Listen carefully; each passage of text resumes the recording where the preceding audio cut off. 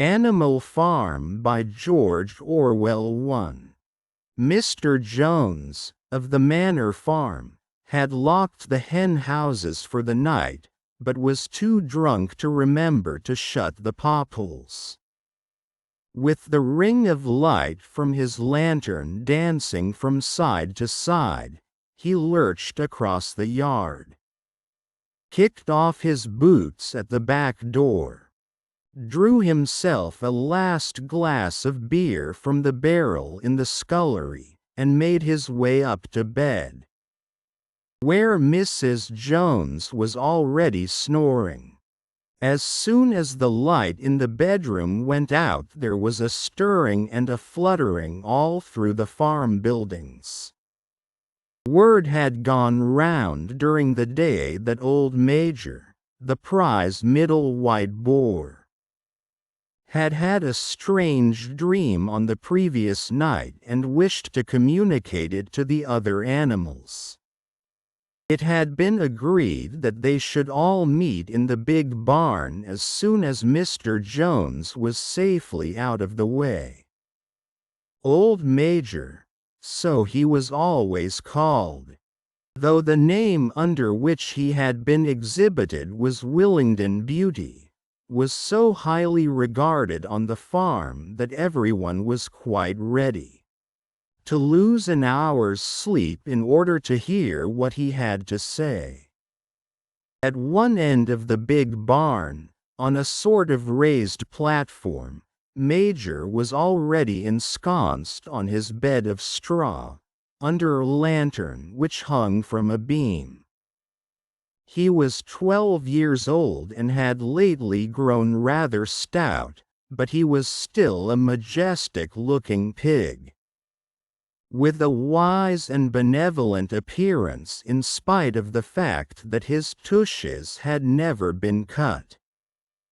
Before long the other animals began to arrive and make themselves comfortable after their different fashions. First came the 3 dogs, Bluebell, Jessie, and Pincher, and then the pigs, who settled down in the straw immediately in front of the platform. The hens perched themselves on the window sills. The pigeons fluttered up to the rafters. The sheep and cows lay down behind the pigs and began to chew the cud. The 2 cart horses, Boxer and Clover, came in together, walking very slowly and setting down their vast hairy hoofs with great care lest there should be some small animal concealed in the straw.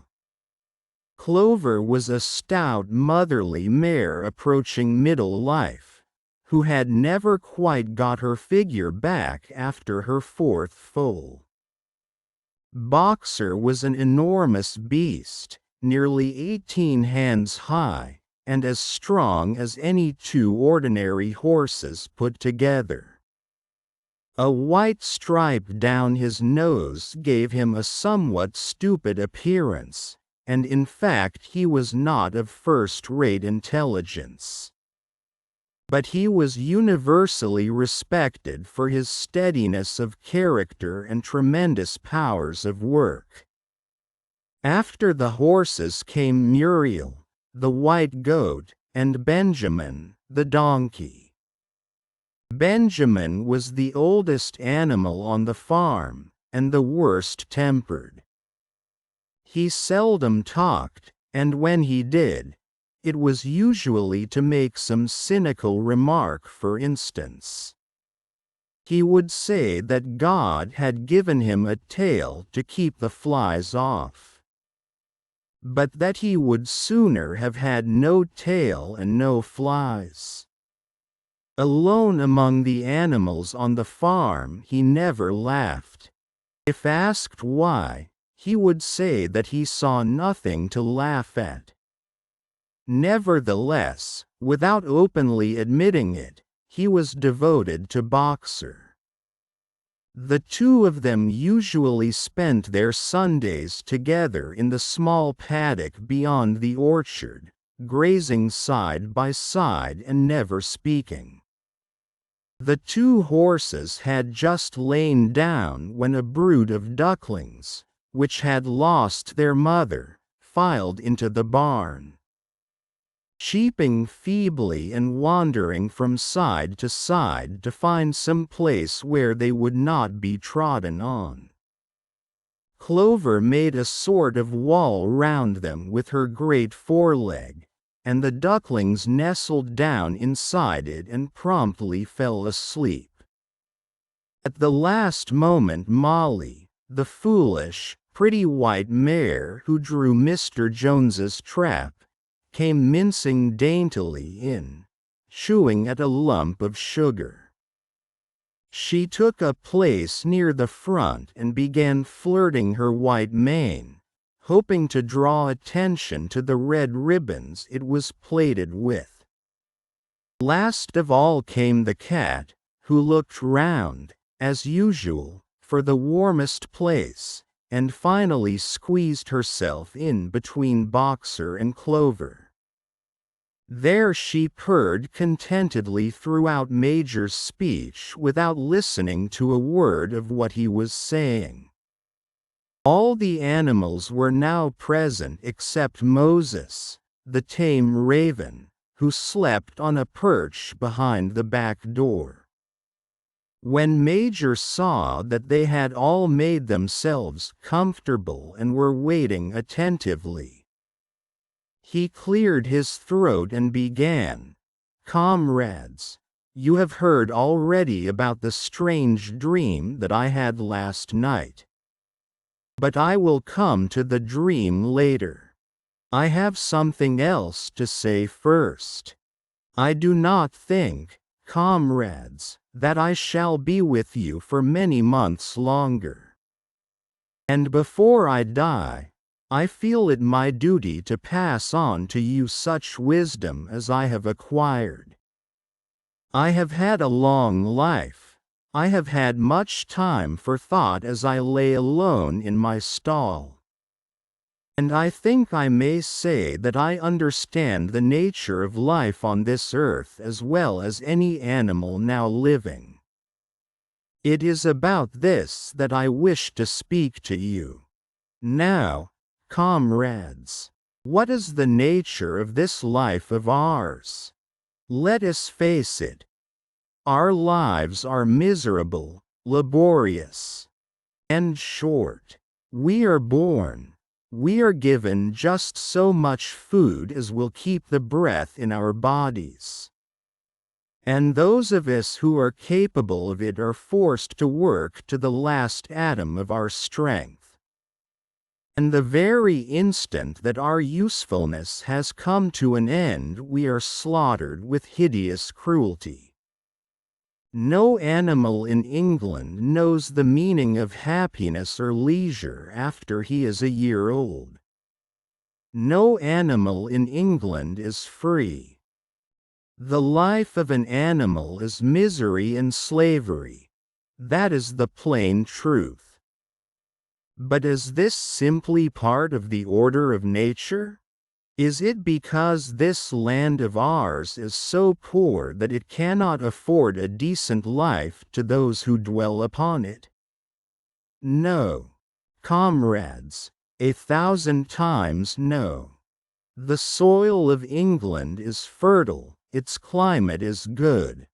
It is capable of affording food in abundance to an enormously greater number of animals than now inhabit it.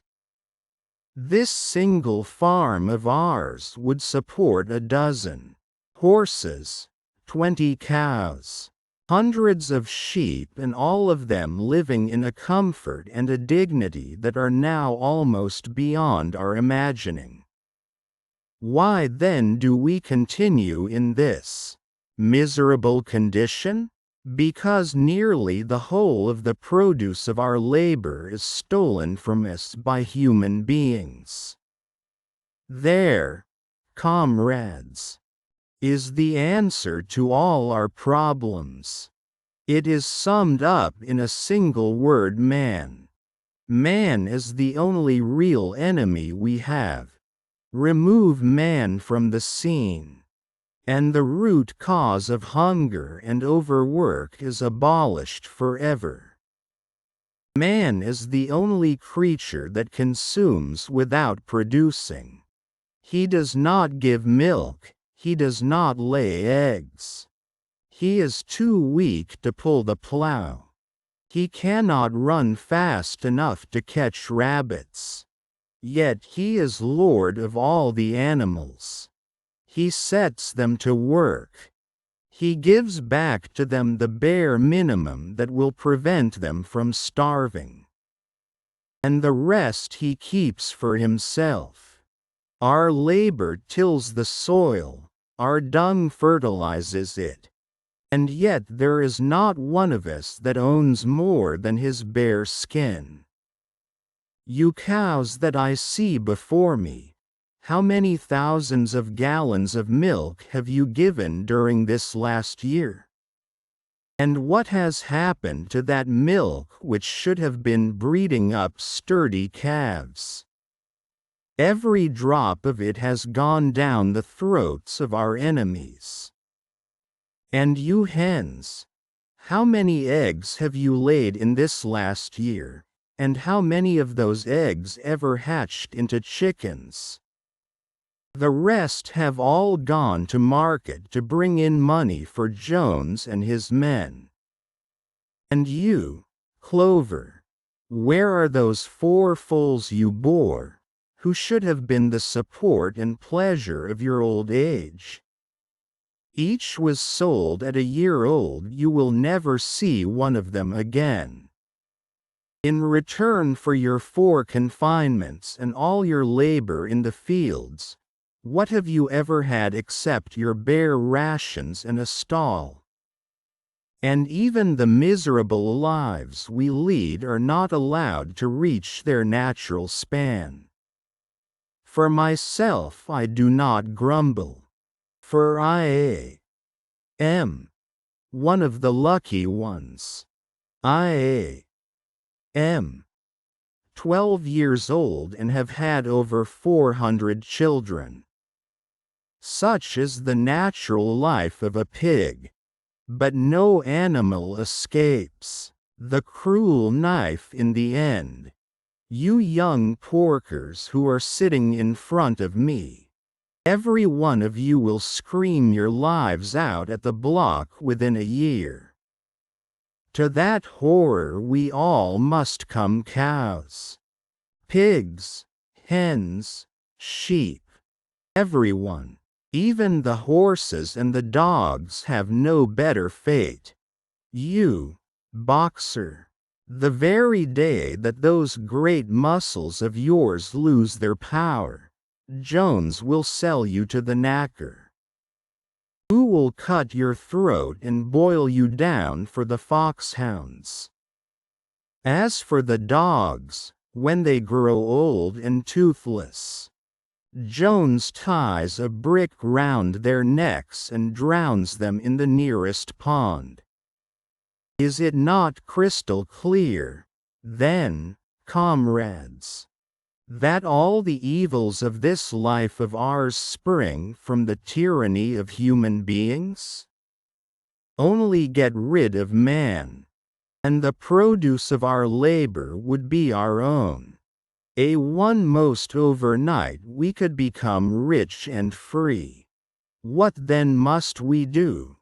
Why, work night and day, body and soul, for the overthrow of the human race. That is my message to you, comrades. Rebellion. I do not know when that rebellion will come. It might be in a week or in 100 years, but I know. As surely as I see this straw beneath my feet, that sooner or later justice will be done. Fix your eyes on that, comrades, throughout the short remainder of your lives. And above all, pass on this message of mine to those who come after you. so that future generations shall carry on the struggle until it is victorious. And remember, comrades, your resolution must never falter. No argument must lead you astray. Never listen when they tell you that man and the animals have a common interest, that the prosperity of the one is the prosperity of the others. It is all lies. Man serves the interests of no creature except himself. And among us animals let there be perfect unity, perfect comradeship in the struggle.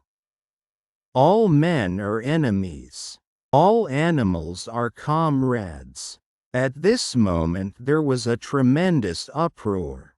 While Major was speaking, 4 large rats had crept out of their holes and were sitting on their hindquarters, listening to him.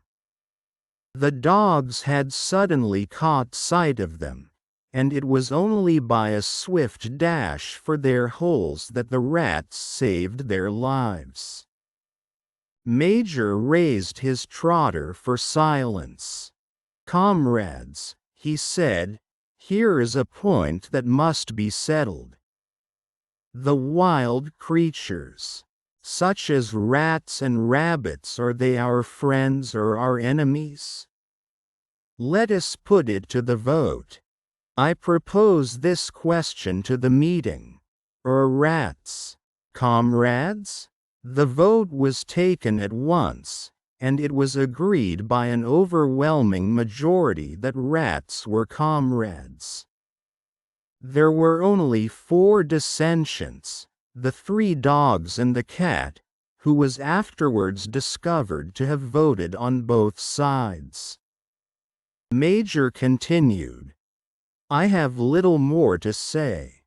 I merely repeat, remember always your duty of enmity towards man and all his ways. Whatever goes upon 2 legs is an enemy.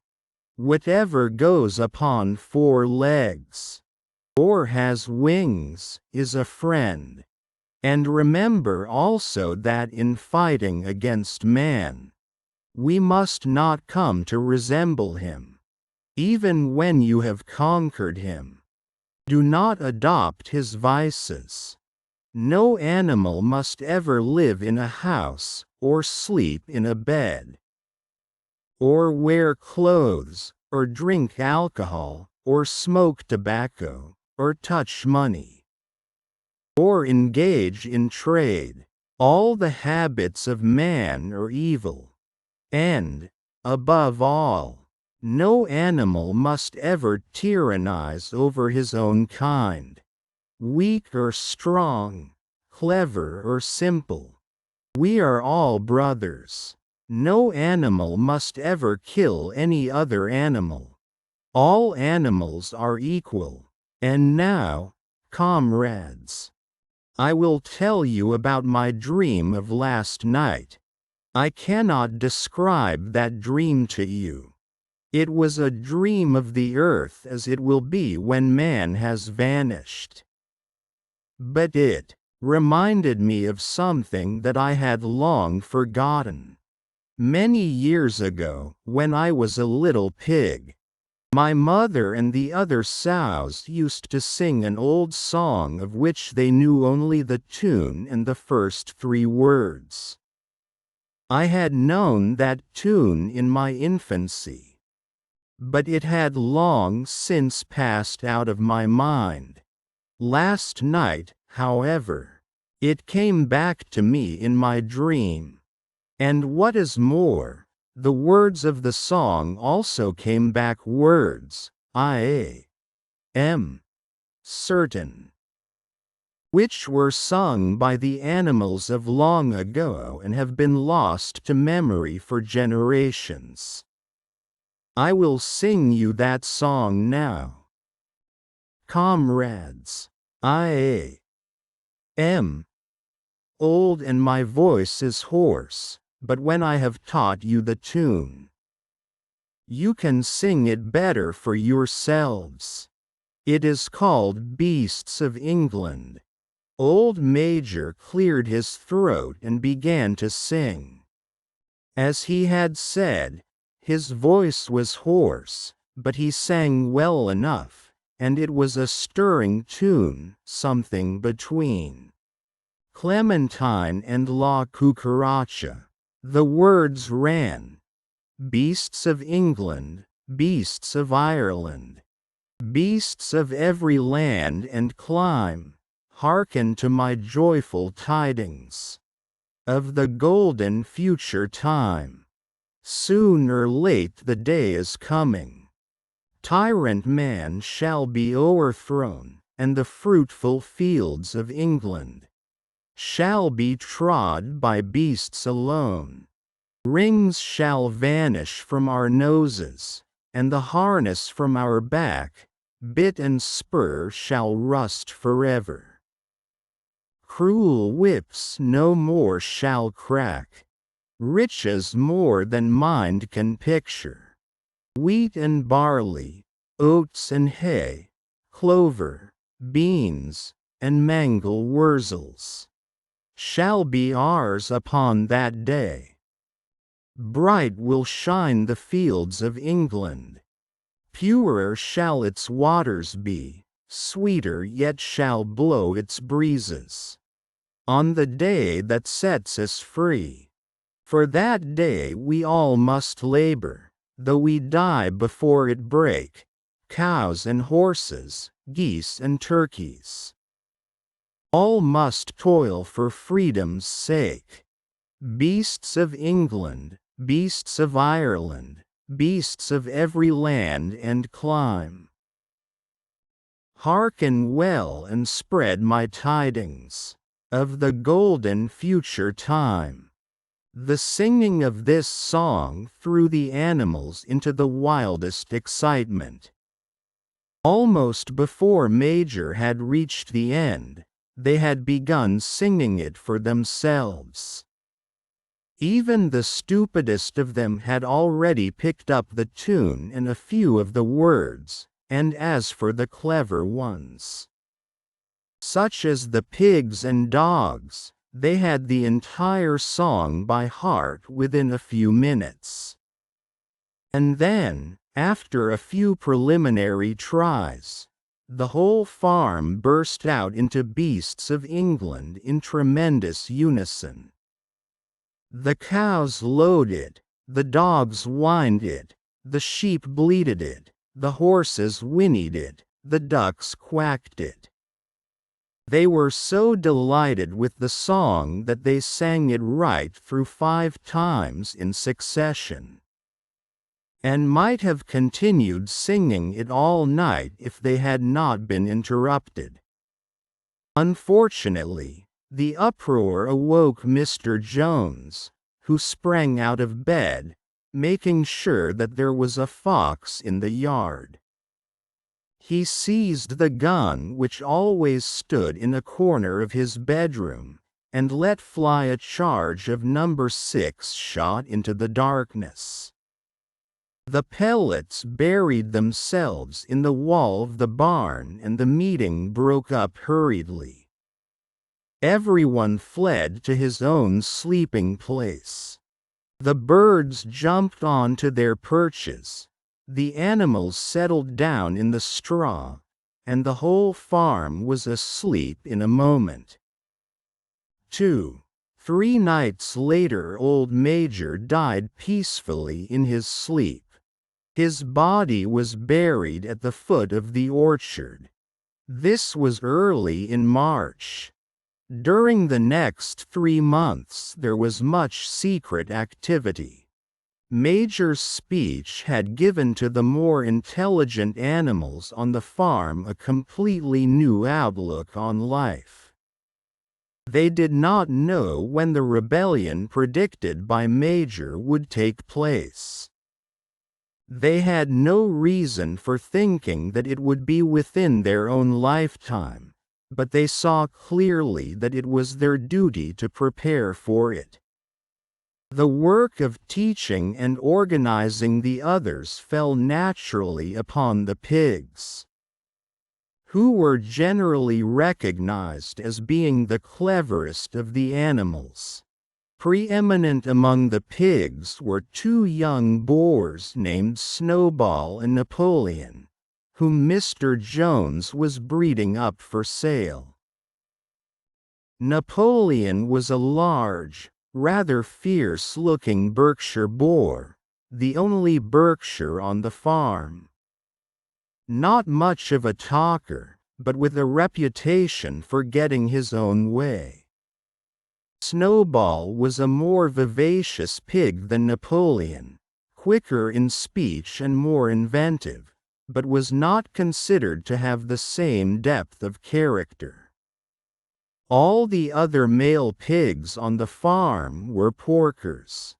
The best known among them was a small fat pig named Squealer, with very round cheeks, twinkling eyes, nimble movements, and a shrill voice. He was a brilliant talker, and when he was arguing some difficult point he had a way of skipping from side to side and whisking his tail which was somehow very persuasive. The others said of Squealer that he could turn black into white.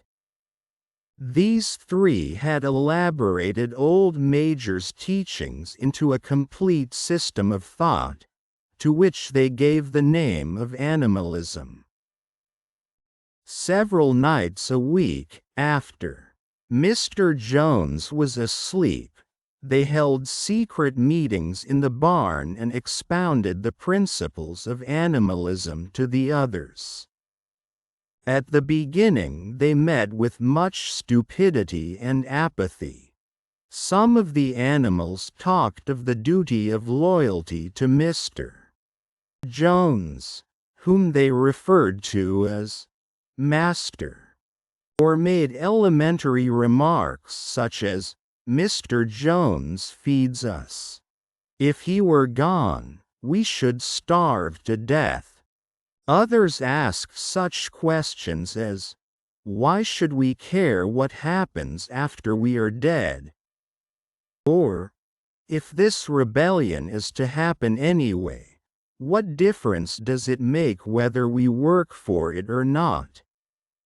And the pigs had great difficulty in making them see that this was contrary to the spirit of animalism. The stupidest questions of all were asked by Molly, the white mare. The very first question she asked Snowball was, "Will there still be sugar after the rebellion?" "No," said Snowball firmly. "We have no means of making sugar on this farm. Besides, you do not need sugar. You will have all the oats and hay you want." Quote, "And shall I still be allowed to wear ribbons in my mane?" asked Molly. "Comrade," said Snowball, "those ribbons that you are so devoted to are the badge of slavery. Can you not understand that liberty is worth more than ribbons?" Molly agreed, but she did not sound very convinced. The pigs had an even harder struggle to counteract the lies put about by Moses, the tame raven. Moses, who was Mr. Jones's especial pet, was a spy and a talebearer, but he was also a clever talker. He claimed to know of the existence of a mysterious country called Sugar Candy Mountain, to which all animals went when they died. It was situated somewhere up in the sky, a little distance beyond the clouds, Moses said. In Sugar Candy Mountain it was Sundays 7 days a week. Clover was in season all the year round. and lump sugar and linseed cake grew on the hedges. The animals hated Moses because he told tales and did no work. But some of them believed in Sugar Candy Mountain, and the pigs had to argue very hard to persuade them that there was no such place. Their most faithful disciples were the two cart horses, Boxer and Clover. These two had great difficulty in thinking anything out for themselves. But having once accepted the pigs as their teachers, they absorbed everything that they were told, and passed it on to the other animals by simple arguments. They were unfailing in their attendance at the secret meetings in the barn, and led the singing of Beasts of England, with which the meetings always ended. Now, as it turned out, the rebellion was achieved much earlier and more easily than anyone had expected. In past years Mr. Jones, although a hard master, had been a capable farmer, but of late he had fallen on evil days. He had become much disheartened after losing money in a lawsuit, and had taken to drinking more than was good for him. For whole days at a time he would lounge in his Windsor chair in the kitchen, reading the newspapers, drinking, and occasionally feeding Moses on crusts of bread soaked in beer. His men were idle and dishonest, the fields were full of weeds, the buildings wanted roofing. The hedges were neglected, and the animals were underfed. June came and the hay was almost ready for cutting. On Midsummer's Eve, which was a Saturday, Mr. Jones went into Willingdon and got so drunk at the Red Lion that he did not come back till midday on Sunday. The men had milked the cows in the early morning and then had gone out rabbiting, without bothering to feed the animals. Jones got back. He immediately went to sleep on the drawing-room sofa with the news of the world over his face. So that when evening came, the animals were still unfed. At last they could stand it no longer. One of the cows broke in the door of the store shed with her horn, and all the animals began to help themselves from the bins. It was just then that Mr. Jones woke up. The next moment he and his 4 men were in the store shed with whips in their hands, lashing out in all directions. This was more than the hungry animals could bear. With one accord, though nothing of the kind had been planned beforehand, they flung themselves upon their tormentors. Jones and his men suddenly found themselves being butted and kicked from all sides. The situation was quite out of their control. They had never seen animals behave like this before, and this sudden uprising of creatures whom they were used to thrashing and maltreating just as they chose, frightened them almost out of their wits. After only a moment or two they gave up trying to defend themselves and took to their heels. A minute later all 5 of them were in full flight down the cart track that led to the main road, with the animals pursuing them in triumph. Mrs. Jones looked out of the bedroom window, saw what was happening, hurriedly flung a few possessions into a carpet bag, and slipped out of the farm by another way.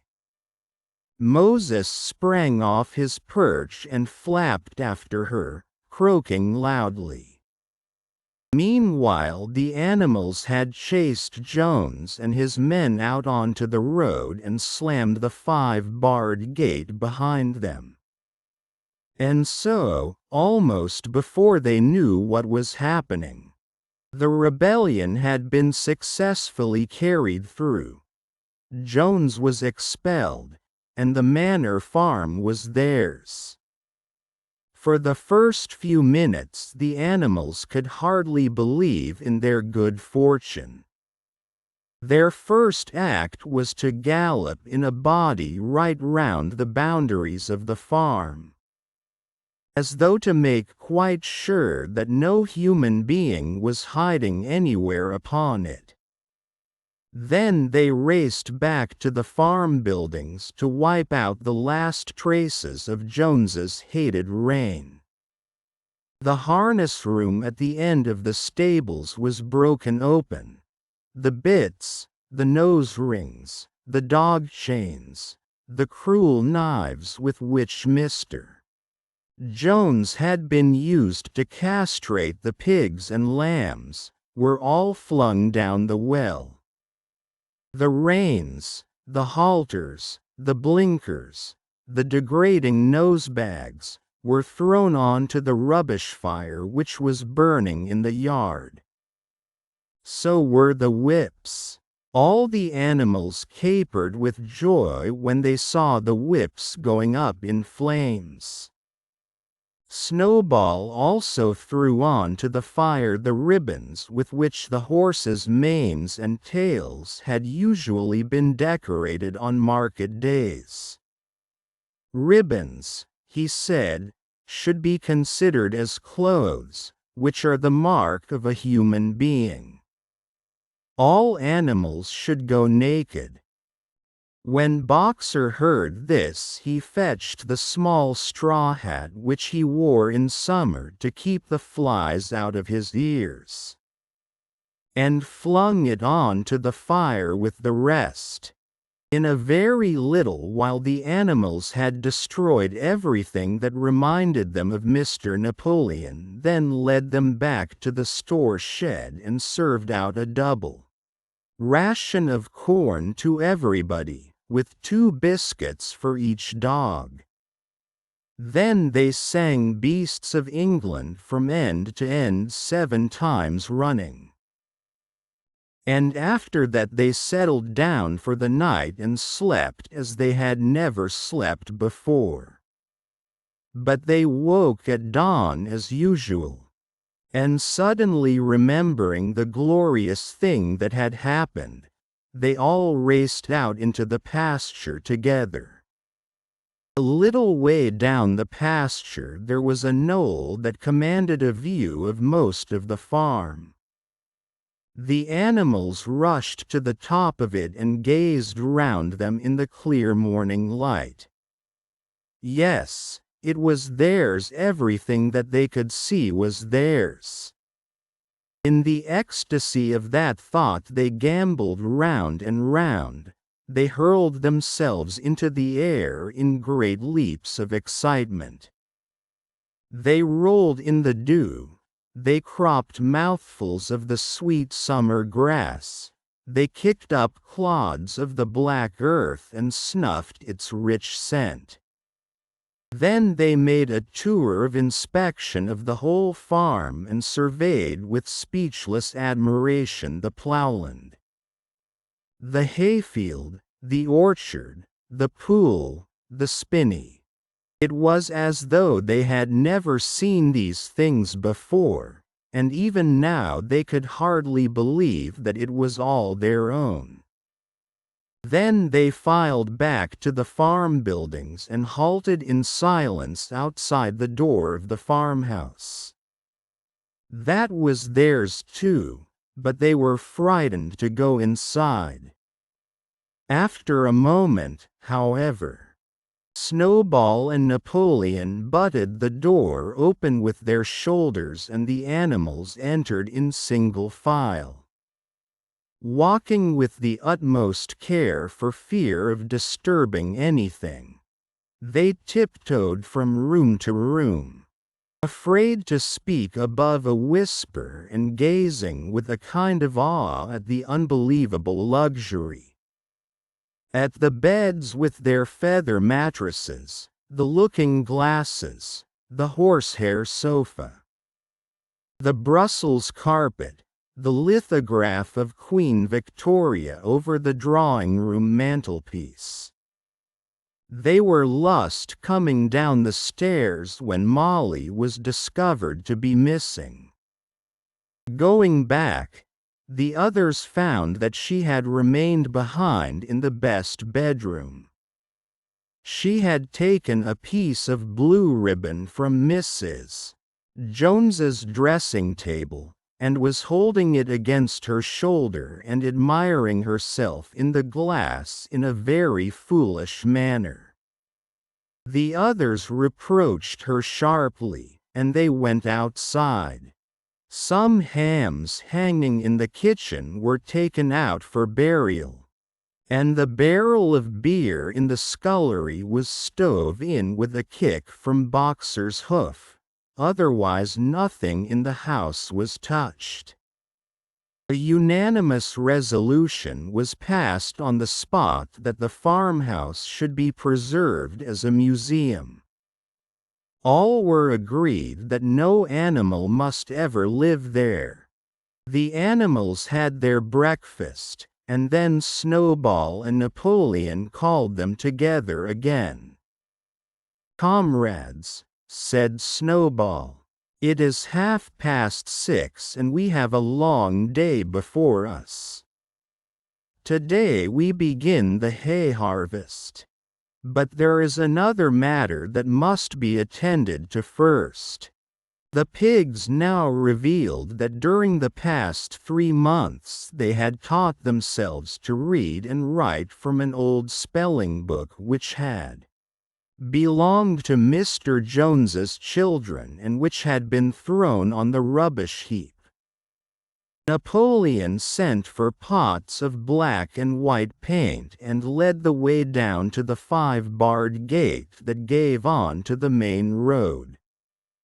Then Snowball, for it was Snowball who was best at writing, took a brush between the 2 knuckles of his trotter, painted out Manor Farm from the top bar of the gate and in its place painted Animal Farm.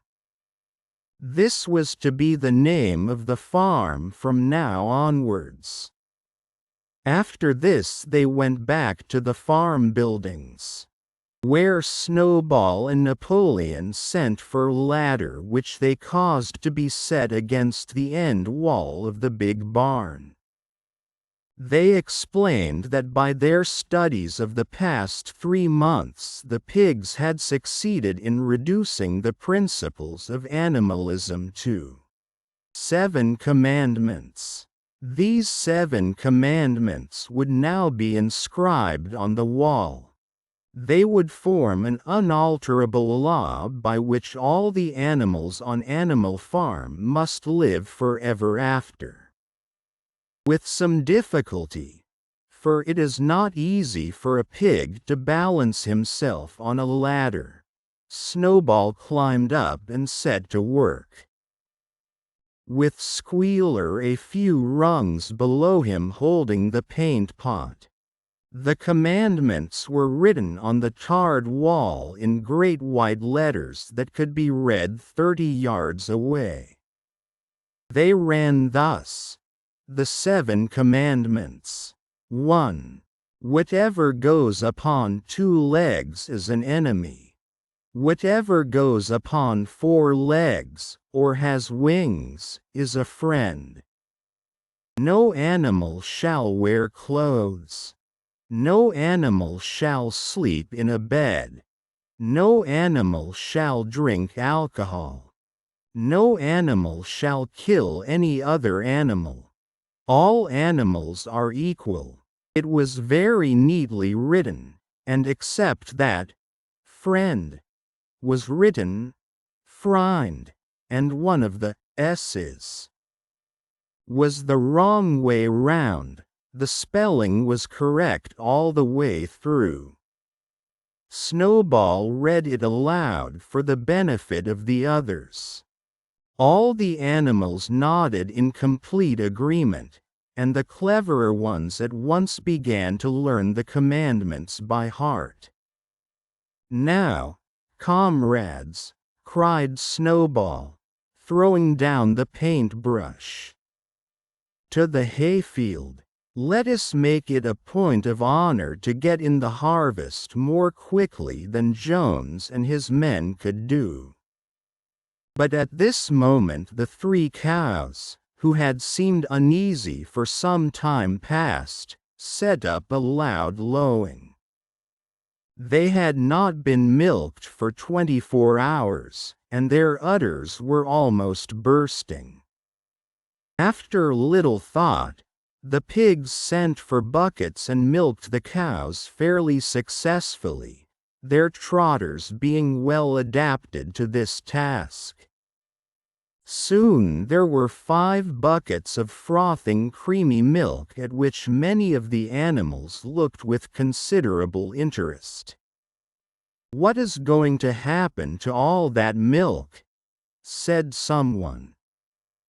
"Jones used sometimes to mix some of it in our mash," said one of the hens.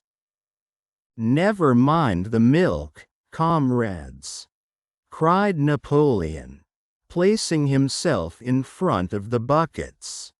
"That will be attended to. The harvest is more important. Comrade, Snowball will lead the way.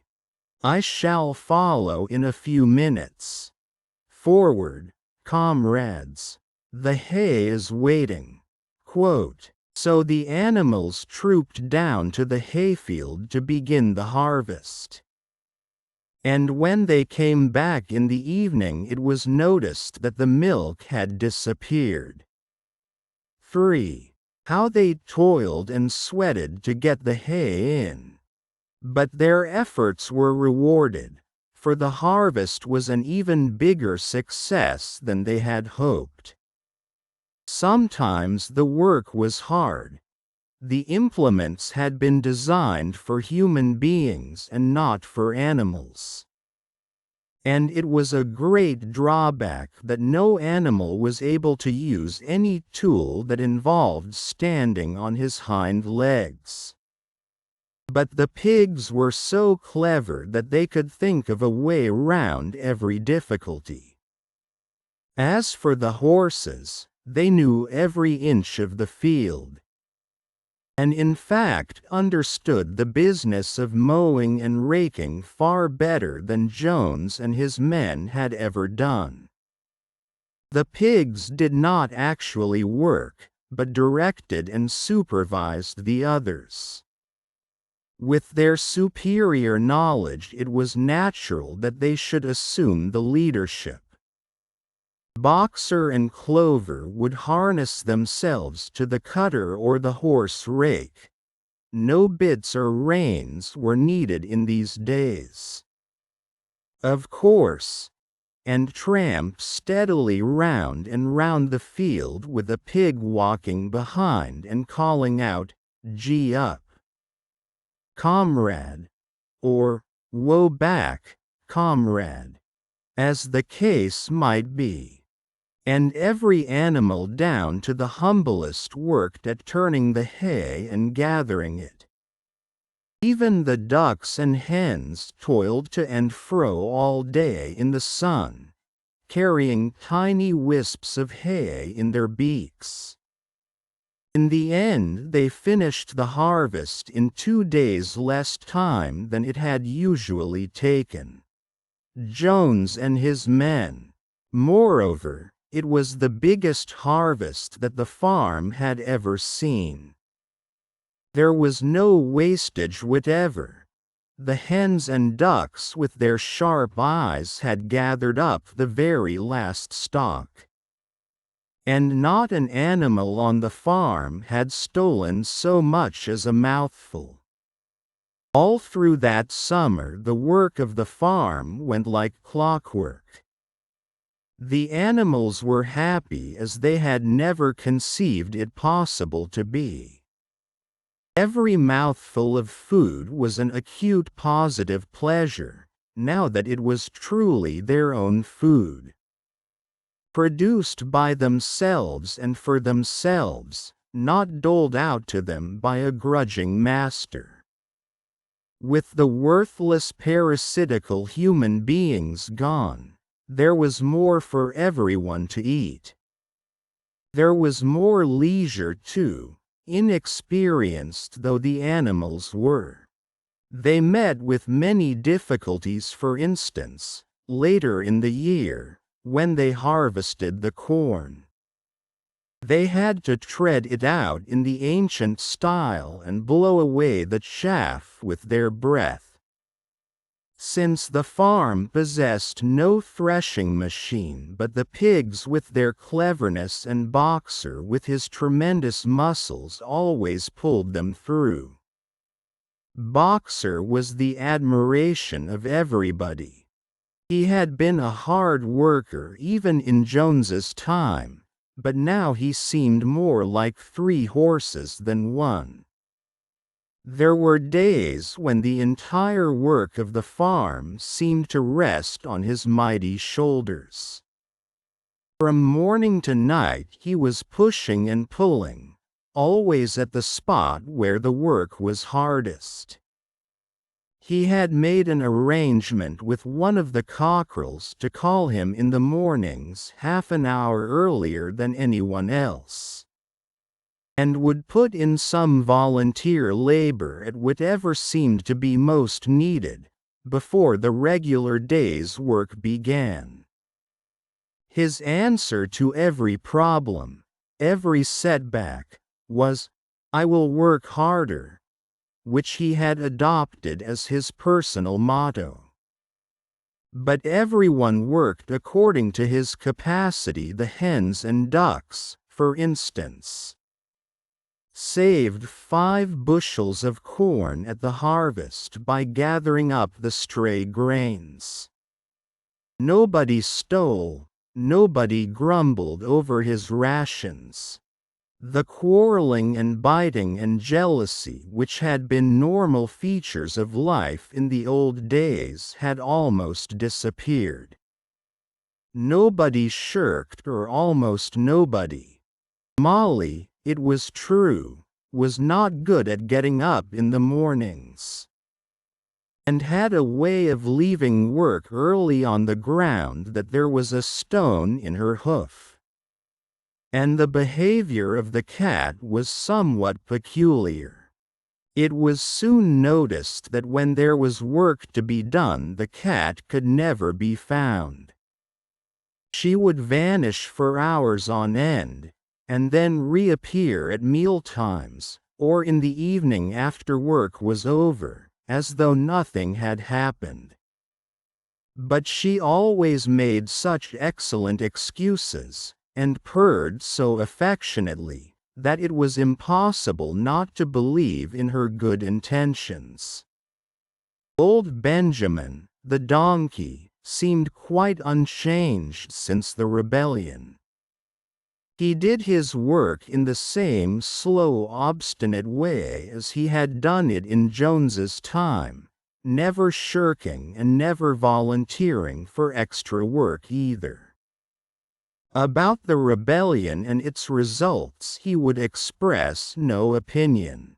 When asked whether he was not happier now that Jones was gone, he would say only, "Donkeys live a long time. None of you has ever seen a dead donkey." And the others had to be content with this cryptic answer. On Sundays there was no work. Breakfast was an hour later than usual, and after breakfast there was a ceremony which was observed every week without fail. First came the hoisting of the flag. Snowball had found in the harness room an old green tablecloth of Mrs. Jones's and had painted on it a hoof and a horn in white. This was run up the flagstaff in the farmhouse garden every Sunday morning. The flag was green, Snowball explained, to represent the green fields of England, while the hoof and horn signified the future republic of the animals which would arise when the human race had been finally overthrown. After the hoisting of the flag, all the animals trooped into the big barn for a general assembly which was known as the meeting. Here the work of the coming week was planned out and resolutions were put forward and debated. It was always the pigs who put forward the resolutions. The other animals understood how to vote, but could never think of any resolutions of their own. Snowball and Napoleon were by far the most active in the debates. But it was noticed that these two were never in agreement. Whatever suggestion either of them made, the other could be counted on to oppose it. Even when it was resolved a thing, no one could object to in itself to set aside the small paddock behind the orchard as a home of rest for animals who were past work. There was a stormy debate over the correct retiring age for each class of animal. The meeting always ended with the singing of Beasts of England, and the afternoon was given up to recreation. The pigs had set aside the harness room as a headquarters for themselves. Here, in the evenings, they studied blacksmithing, carpentering, and other necessary arts from books which they had brought out of the farmhouse. Snowball also busied himself with organizing the other animals into what he called animal committees. He was indefatigable at this. He formed the Egg Production Committee for the hens, the Clean Tails League for the cows, the Wild Comrades Re-Education Committee. The object of this was to tame the rats and rabbits, the Whiter Wool Movement for the sheep, and various others, besides instituting classes in reading and writing. On the whole, these projects were a failure. The attempt to tame the wild creatures, for instance, broke down almost immediately. They continued to behave very much as before, and when treated with generosity, simply took advantage of it. The cat joined the Re-Education Committee and was very active in it for some days. She was seen one day sitting on a roof and talking to some sparrows who were just out of her reach. She was telling them that all animals were now comrades and that any sparrow who chose could come and perch on her paw. But the sparrows kept their distance. The reading and writing classes, however, were a great success. By the autumn, almost every animal on the farm was literate in some degree. As for the pigs, they could already read and write perfectly. The dogs learned to read fairly well, but were not interested in reading anything except the 7 Commandments. Muriel, the goat, could read somewhat better than the dogs, and sometimes used to read to the others in the evenings from scraps of newspaper which she found on the rubbish heap. Benjamin could read as well as any pig, but never exercised his faculty. So far as he knew, he said, there was nothing worth reading. Clover learnt the whole alphabet, but could not put words together. Boxer could not get beyond the letter D. He would trace out A, B, C, D in the dust with his great hoof, and then would stand staring at the letters with his ears back, sometimes shaking his forelock, trying with all his might to remember what came next and never succeeding. On several occasions, indeed, he did learn E, F, G, H, but by the time he knew them, it was always discovered that he had forgotten A, B, C, and D. Finally, he decided to be content with the first 4 letters, and used to write them out once or twice every day to refresh his memory. Molly refused to learn any but the 6 letters which spelt her own name. She would form these very neatly out of pieces of twig, and would then decorate them with a flower or 2 and walk round them admiring them.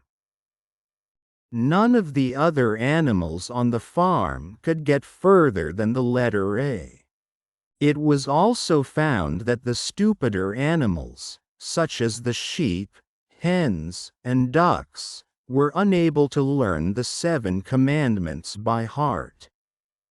After much thought, Snowball declared that the 7 commandments could in effect be reduced to a single maxim, namely, 4 legs good, 2 legs bad.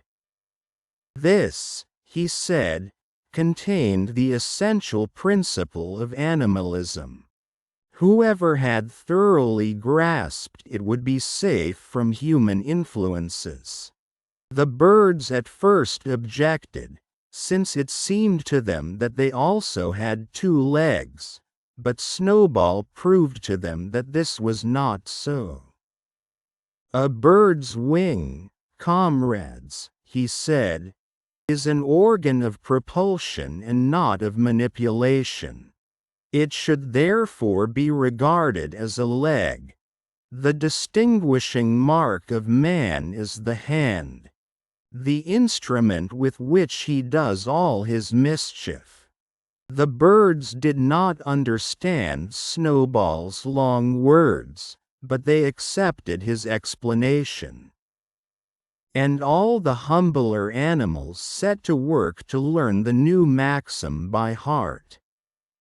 4 legs good, 2 legs bad, was inscribed on the end wall of the barn. Above the 7 commandments and in bigger letters when they had once got it by heart. The sheep developed a great liking for this maxim, and often as they lay in the field they would all start bleating, 4 legs good, 2 legs bad. 4 legs good, 2 legs bad, and keep it up for hours on end, never growing tired of it. Napoleon took no interest in Snowball's committees. He said that the education of the young was more important than anything that could be done for those who were already grown up. It happened that Jessie and Bluebell had both whelped soon after the hay harvest, giving birth between them to 9 sturdy puppies. As soon as they were weaned, Napoleon took them away from their mothers, saying that he would make himself responsible for their education. He took them up into a loft which could only be reached by a ladder from the harness room, and there kept them in such seclusion that the rest of the farm soon forgot their existence. The mystery of where the milk went to was soon cleared up. It was mixed every day into the pigs' mash. The early apples were now ripening, and the grass of the orchard was littered with windfalls. The animals had assumed as a matter of course that these would be shared out equally.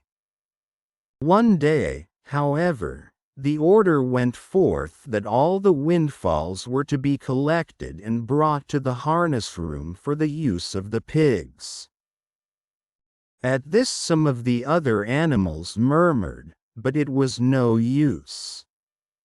All the pigs were in full agreement on this point, even Snowball and Napoleon. Squealer was sent to make the necessary explanations to the others. Comrades, you do not imagine, I hope, that we pigs are doing this in a spirit of selfishness and privilege? Many of us actually dislike milk and apples. I dislike them myself. Our sole object in taking these things is to preserve our health. Milk and apples. This has been proved by science. Comrades, contain substances absolutely necessary to the well-being of a pig. We pigs are brainworkers. The whole management and organization of this farm depend on us. Day and night we are watching over your welfare. It is for your sake that we drink that milk and eat those apples. Do you know what would happen if we pigs failed in our duty? Jones would come back. Yes, Jones would come back. Surely, comrades, cried Squealer almost pleadingly, skipping from side to side and whisking his tail. Surely there is no one among you who wants to see Jones come back? Now if there was one thing that the animals were completely certain of, it was that they did not want Jones back. When it was put to them in this light, they had no more to say. The importance of keeping the pigs in good health was all too obvious. So it was agreed without further argument that the milk and the windfall apples, and also the main crop of apples when they ripened, should be reserved for the pigs alone. 4. The late summer the news of what had happened on Animal Farm had spread across half the county. Every day Snowball and Napoleon sent out flights of pigeons whose instructions were to mingle with the animals on neighboring farms. Tell them the story of the rebellion, and teach them the tune of Beasts of England. Most of this time Mr. Jones had spent sitting in the taproom of the Red Lion at Willingdon, complaining to anyone who would listen of the monstrous injustice he had suffered in being turned out of his property by a pack of good-for-nothing animals. The other farmers sympathized in principle, but they did not at first give him much help. At heart, each of them was secretly wondering whether he could not somehow turn Jones's misfortune to his own advantage.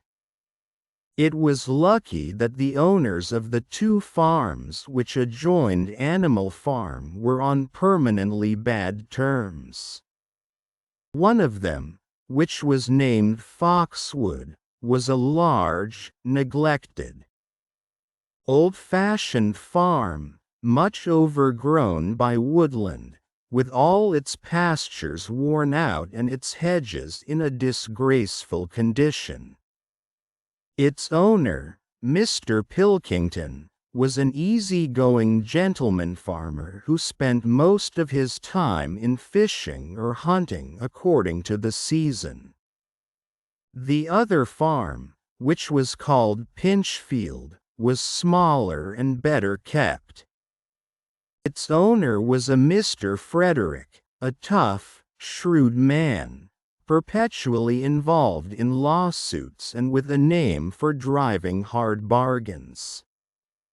These two disliked each other so much that it was difficult for them to come to any agreement, even in defense of their own interests. Nevertheless, they were both thoroughly frightened by the rebellion on Animal Farm, and very anxious to prevent their own animals from learning too much about it. At first they pretended to laugh to scorn the idea of animals managing a farm for themselves. The whole thing would be over in a fortnight, they said. They put it about that the animals on the manor farm, they insisted on calling it the manor farm. They would not tolerate the name, Animal Farm, were perpetually fighting among themselves and were also rapidly starving to death. When time passed and the animals had evidently not starved to death, Frederick and Pilkington changed their tune and began to talk of the terrible wickedness that now flourished on Animal Farm. It was given out that the animals there practiced cannibalism, tortured one another with red-hot horseshoes, and had their females in common. This was what came of rebelling against the laws of nature, Frederick and Pilkington said. However, these stories were never fully believed. Rumors of a wonderful farm, where the human beings had been turned out and the animals managed their own affairs, continued to circulate in vague and distorted forms, and throughout that year a wave of rebelliousness ran through the countryside. Bulls which had always been tractable suddenly turned savage. Sheep broke down hedges and devoured the clover, cows kicked the pail over. Hunters refused their fences and shot their riders on to the other side. Above all, the tune and even the words of Beasts of England were known everywhere. It had spread with astonishing speed. The human beings could not contain their rage when they heard this song, though they pretended to think it merely ridiculous. They could not understand, they said, how even animals could bring themselves to sing such contemptible rubbish. Any animal caught singing it was given a flogging on the spot. And yet the song was irrepressible. The blackbirds whistled it in the hedges. The pigeons cooed it in the elms. It got into the din of the smithies and the tune of the church bells. And when the human beings listened to it, they secretly trembled, hearing in it a prophecy of their future doom. Early in October, when the corn was cut and stacked and some of it was already threshed, a flight of pigeons came whirling through the air and alighted in the yard of Animal Farm in the wildest excitement. Jones and all his men, with half a dozen others from Foxwood and Pinchfield, had entered the 5-barred gate and were coming up the cart track that led to the farm. They were all carrying sticks, except Jones, who was marching ahead with a gun in his hands. Obviously they were going to attempt the recapture of the farm. This had long been expected, and all preparations had been made. Snowball, who had studied an old book of Julius Caesar's campaigns which he had found in the farmhouse, was in charge of the defensive operations. He gave his orders quickly, and in a couple of minutes every animal was at his post. As the human beings approached the farm buildings, Snowball launched his first attack. All the pigeons, to the number of 35, flew to and fro over the men's heads and muted upon them from midair. And while the men were dealing with this, the geese, who had been hiding behind the hedge, rushed out and pecked viciously at the calves of their legs. However, this was only a light skirmishing maneuver, intended to create a little disorder, and the men easily drove the geese off with their sticks. Snowball now launched his second line of attack. Muriel, Benjamin, and all the sheep, with Snowball at the head of them, rushed forward and prodded and butted the men from every side, while Benjamin turned around and lashed at them with his small hoofs. But once again the men, with their sticks and their hobnailed boots, were too strong for them. And suddenly, at a squeal from Snowball, which was the signal for retreat, all the animals turned and fled through the gateway into the yard. The men gave a shout of triumph. They saw, as they imagined, their enemies in flight, and they rushed after them in disorder. This was just what Snowball had intended. As soon as they were well inside the yard, the 3 horses, the 3 cows, and the rest of the pigs, who had been lying in ambush in the cowshed, suddenly emerged in their rear. Cutting them off, Snowball now gave the signal for the charge. He himself dashed straight for Jones. Jones saw him coming, raised his gun and fired. The pellets scored bloody streaks along Snowball's back, and a sheep dropped dead. Without halting for an instant, Snowball flung his 15-stone against Jones's legs. Jones was hurled into a pile of dung and his gun flew out of his hands. But the most terrifying spectacle of all was Boxer, rearing up on his hind legs and striking out with his great iron-shod hoofs like a stallion. His very first blow took a stable lad from Foxwood on the skull and stretched him lifeless in the mud. At the sight, several men dropped their sticks and tried to run.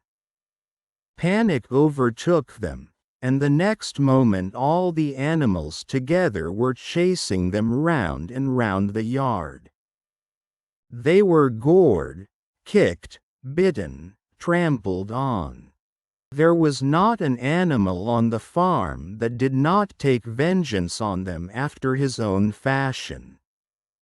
Even the cat suddenly leapt off a roof onto a cowman's shoulders and sank her claws in his neck, at which he yelled horribly. At a moment when the opening was clear, the men were glad enough to rush out of the yard and make a bolt for the main road. And so within 5 minutes of their invasion they were in ignominious retreat by the same way as they had come, with a flock of geese hissing after them and pecking at their calves all the way. All the men were gone except one. Back in the yard, Boxer was pawing with his hoof at the stable lad who lay face down in the mud, trying to turn him over. The boy did not stir.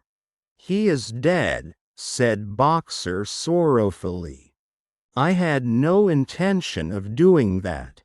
I forgot that I was wearing iron shoes. Who will believe that I did not do this on purpose? No sentimentality, comrade, cried Snowball, from whose wounds the blood was still dripping. War is war. The only good human being is a dead one. I have no wish to take life, not even human life, repeated Boxer, and his eyes were full of tears. Where is Molly? Exclaimed somebody. Molly, in fact, was missing. For a moment there was great alarm. It was feared that the men might have harmed her in some way, or even carried her off with them. In the end, however, she was found hiding in her stall with her head buried among the hay in the manger. She had taken to flight as soon as the gun went off. And when the others came back from looking for her, it was to find that the stable lad, who in fact was only stunned, had already recovered and made off. The animals had now reassembled in the wildest excitement, each recounting his own exploits in the battle at the top of his voice. An impromptu celebration of the victory was held immediately. The flag was run up and Beasts of England was sung a number of times. Then the sheep who had been killed was given a solemn funeral, a hawthorn bush being planted on her grave. At the graveside Snowball made a little speech, emphasizing the need for all animals to be ready to die for Animal Farm if need be. The animals decided unanimously to create a military decoration, Animal Hero First Class, which was conferred there and then on Snowball and Boxer. It consisted of a brass medal. They were really some old horse brasses which had been found in the harness room, to be worn on Sundays and holidays. There was also Animal Hero, Second Class, which was conferred posthumously on the dead sheep. There was much discussion as to what the battle should be called. In the end, it was named the Battle of the Cowshed, since that was where the ambush had been sprung. Jones's gun had been found lying in the mud, and it was known that there was a supply of cartridges in the farmhouse. It was decided to set the gun up at the foot of the flagstaff, like a piece of artillery, and to fire it twice a year, once on October the 12th, the anniversary of the Battle of the Cowshed, and once on Midsummer Day, the anniversary of the rebellion. 5. As winter drew on, Molly became more and more troublesome. She was late for work every morning and excused herself by saying that she had overslept. And she complained of mysterious pains, although her appetite was excellent. On every kind of pretext she would run away from work and go to the drinking pool, where she would stand foolishly gazing at her own reflection in the water. But there were also rumors of something more serious. One day, as Molly strolled blithely into the yard, flirting her long tail and chewing at a stalk of hay, Clover took her aside. "Molly," she said, "I have something very serious to say to you. This morning I saw you looking over the hedge that divides Animal Farm from Foxwood.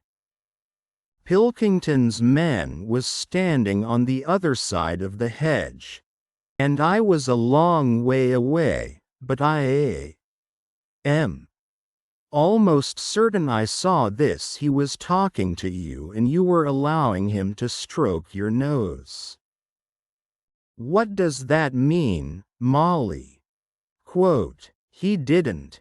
It isn't true, cried Molly, beginning to prance about and paw the ground. Molly, look me in the face.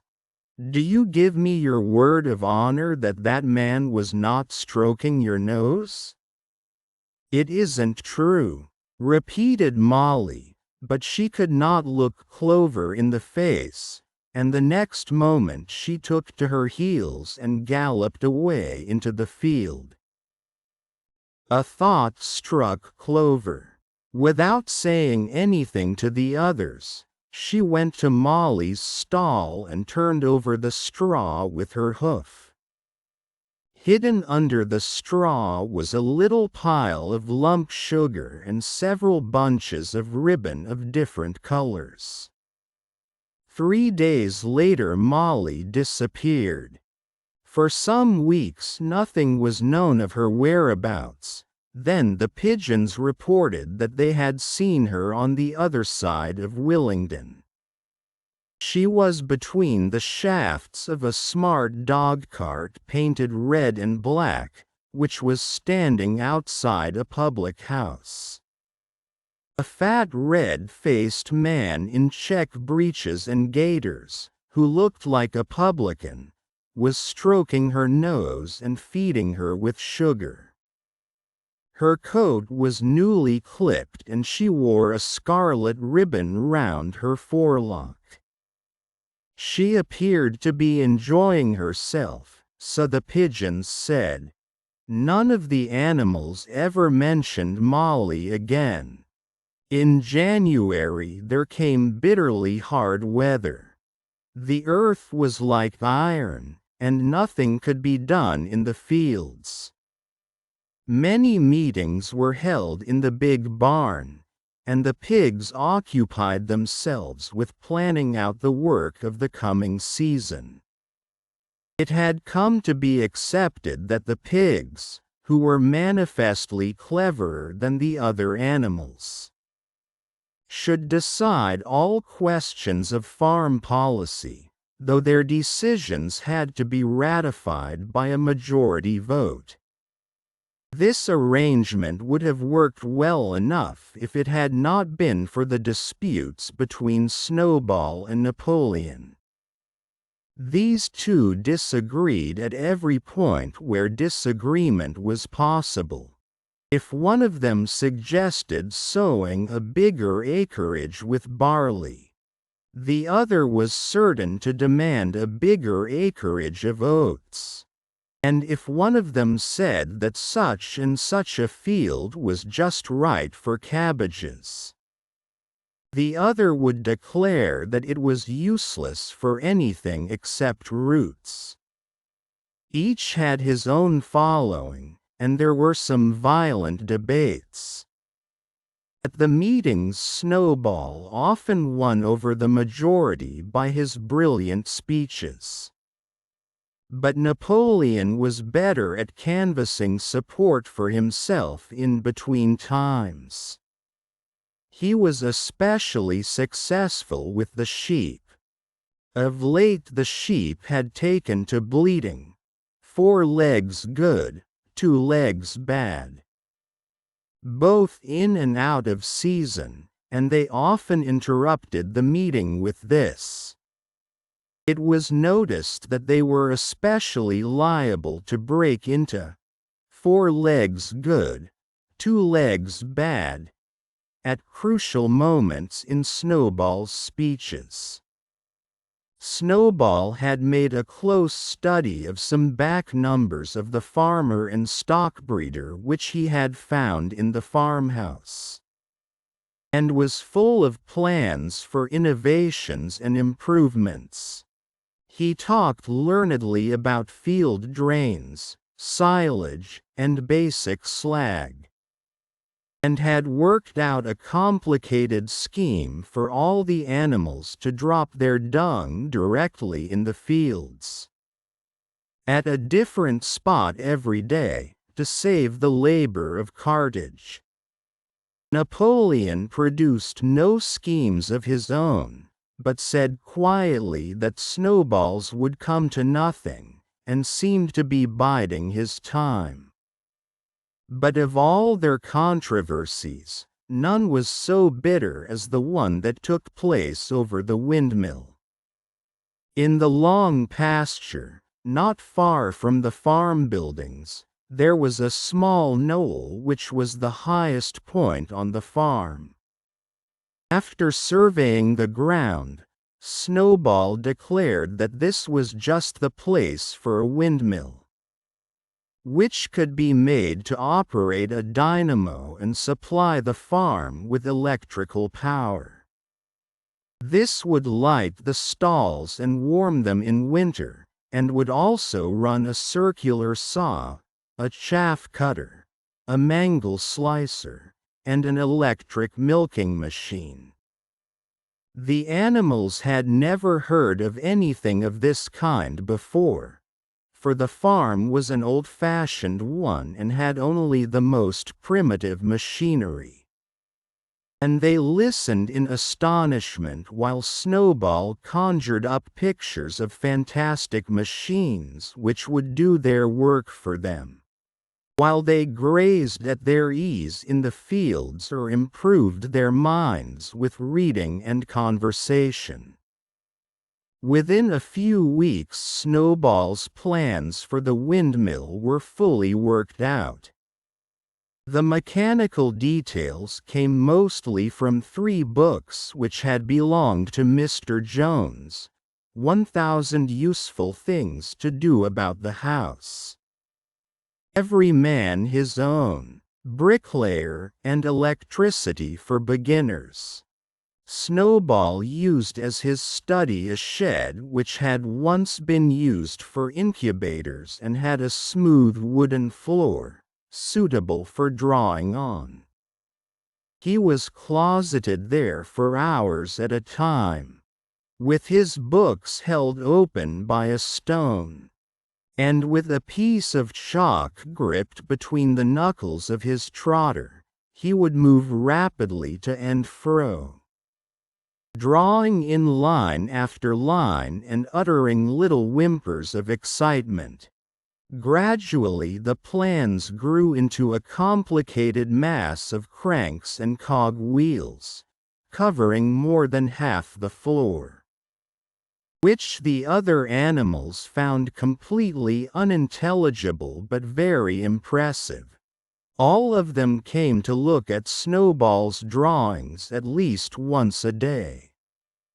Even the hens and ducks came, and were at pains not to tread on the chalk marks. Only Napoleon held aloof. He had declared himself against the windmill from the start. One day, however, he arrived unexpectedly to examine the plans. He walked heavily round the shed, looked closely at every detail of the plans and snuffed at them once or twice, then stood for a little while contemplating them out of the corner of his eye. Then suddenly he lifted his leg, urinated over the plans, and walked out without uttering a word. The whole farm was deeply divided on the subject of the windmill. Snowball did not deny that to build it would be a difficult business. Stone would have to be carried and built up into walls, then the sails would have to be made, and after that there would be need for dynamos and cables. How these were to be procured, Snowball did not say, but he maintained that it could all be done in a year. And thereafter, he declared, so much labor would be saved that the animals would only need to work 3 days a week. Napoleon, on the other hand, argued that the great need of the moment was to increase food production, and that if they wasted time on the windmill they would all starve to death. The animals formed themselves into two factions under the slogan, "Vote for Snowball and the 3-Day Week," and "Vote for Napoleon and the Full Manger." Benjamin was the only animal who did not side with either faction. He refused to believe either that food would become more plentiful or that the windmill would save work. "Windmill or no windmill," he said, "life would go on as it had always gone on, that is, badly." Apart from the disputes over the windmill, there was the question of the defense of the farm. It was fully realized that though the human beings had been defeated in the Battle of the Cowshed, they might make another and more determined attempt to recapture the farm and reinstate Mr. They had all the more reason for doing so because the news of their defeat had spread across the countryside and made the animals on the neighboring farms more restive than ever. As usual, Snowball and Napoleon were in disagreement. According to Napoleon, what the animals must do was to procure firearms and train themselves in the use of them. According to Snowball, they must send out more and more pigeons and stir up rebellion among the animals on the other farms. The one argued that if they could not defend themselves they were bound to be conquered. The other argued that if rebellions happened everywhere they would have no need to defend themselves. The animals listened first to Napoleon, then to Snowball, and could not make up their minds which was right. Indeed, they always found themselves in agreement with the one who was speaking at the moment. At last the day came when Snowball's plans were completed. At the meeting on the following Sunday, the question of whether or not to begin work on the windmill was to be put to the vote. When the animals had assembled in the big barn, Snowball stood up and, though occasionally interrupted by bleating from the sheep, set forth his reasons for advocating the building of the windmill. Then, Napoleon stood up to reply. He said very quietly that the windmill was nonsense and that he advised nobody to vote for it, and promptly sat down again. He had spoken for barely 30 seconds, and seemed almost indifferent as to the effect he produced. At this Snowball sprang to his feet, and shouting down the sheep, who had begun bleating again, broke into a passionate appeal in favor of the windmill. Until now the animals had been about equally divided in their sympathies, but in a moment Snowball's eloquence had carried them away. In glowing sentences he painted a picture of Animal Farm as it might be when sordid labor was lifted from the animals' backs. His imagination had now run far beyond chaff cutters and turnip slicers. Electricity, he said, could operate threshing machines, plows, harrows, rollers, and reapers and binders, besides supplying every stall with its own electric light, hot and cold water, and an electric heater. By the time he had finished speaking, there was no doubt as to which way the vote would go. But just at this moment Napoleon stood up and, casting a peculiar sidelong look at Snowball, uttered a high-pitched whimper of a kind no one had ever heard him utter before.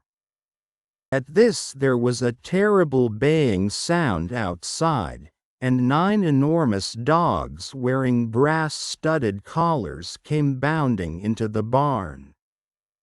They dashed straight for Snowball, who only sprang from his place just in time to escape their snapping jaws.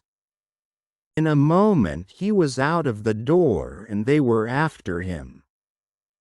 Too amazed and frightened to speak, all the animals crowded through the door to watch the chase. Snowball was racing across the long pasture that led to the road. He was running as only a pig can run, but the dogs were close on his heels.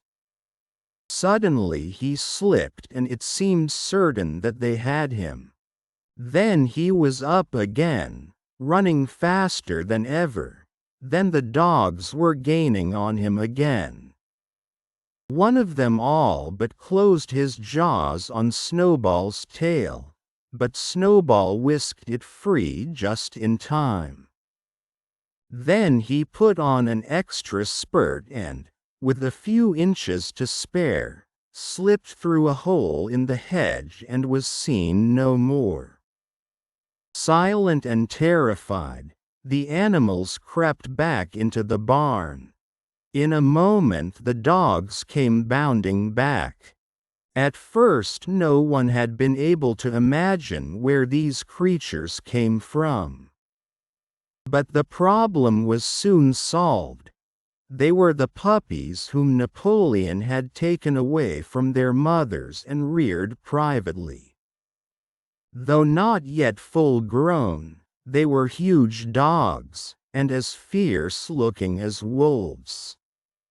They kept close to Napoleon. It was noticed that they wagged their tails to him in the same way as the other dogs had been used to do to Mr. Napoleon, with the dogs following him.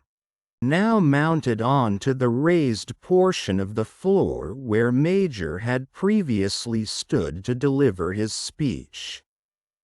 He announced that from now on the Sunday morning meetings would come to an end. They were unnecessary, he said, and wasted time. In future all questions relating to the working of the farm would be settled by a special committee of pigs, presided over by himself. These would meet in private and afterwards communicate their decisions to the others. The animals would still assemble on Sunday mornings to salute the flag, sing Beasts of England, and receive their orders for the week.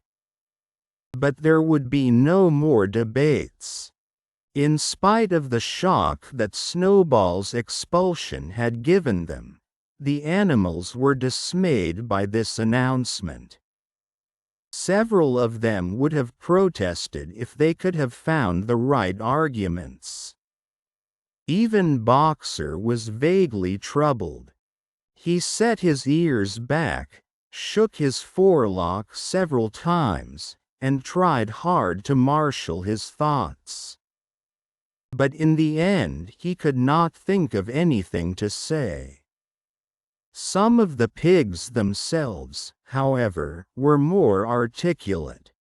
4 young porkers in the front row uttered shrill squeals of disapproval, and all 4 of them sprang to their feet and began speaking at once.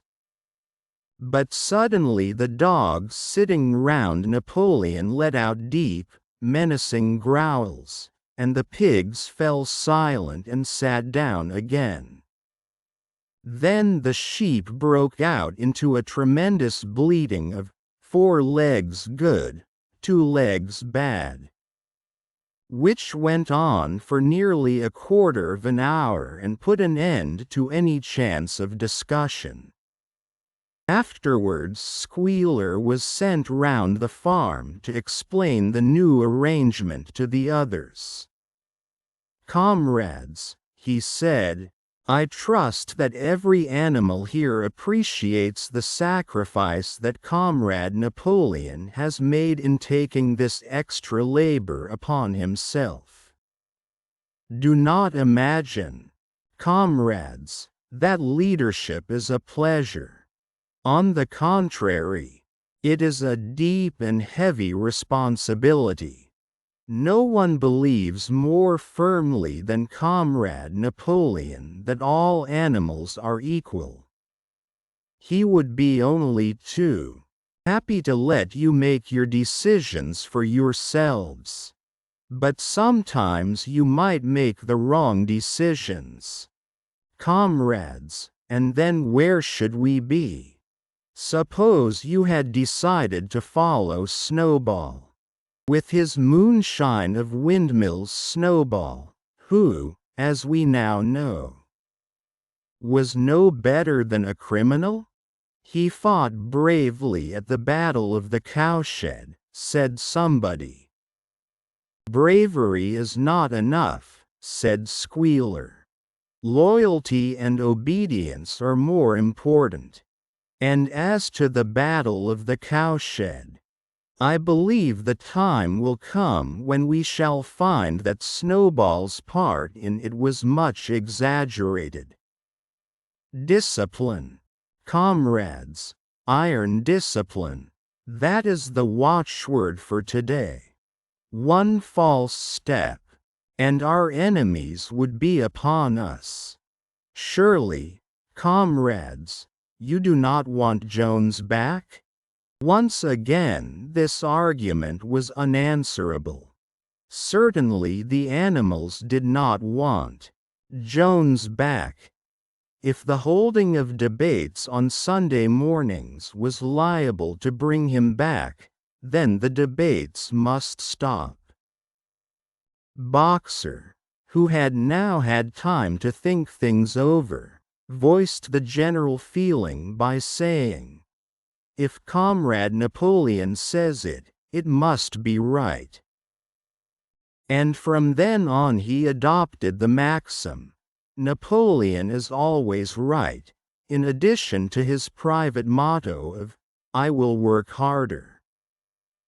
By this time the weather had broken and the spring plowing had begun.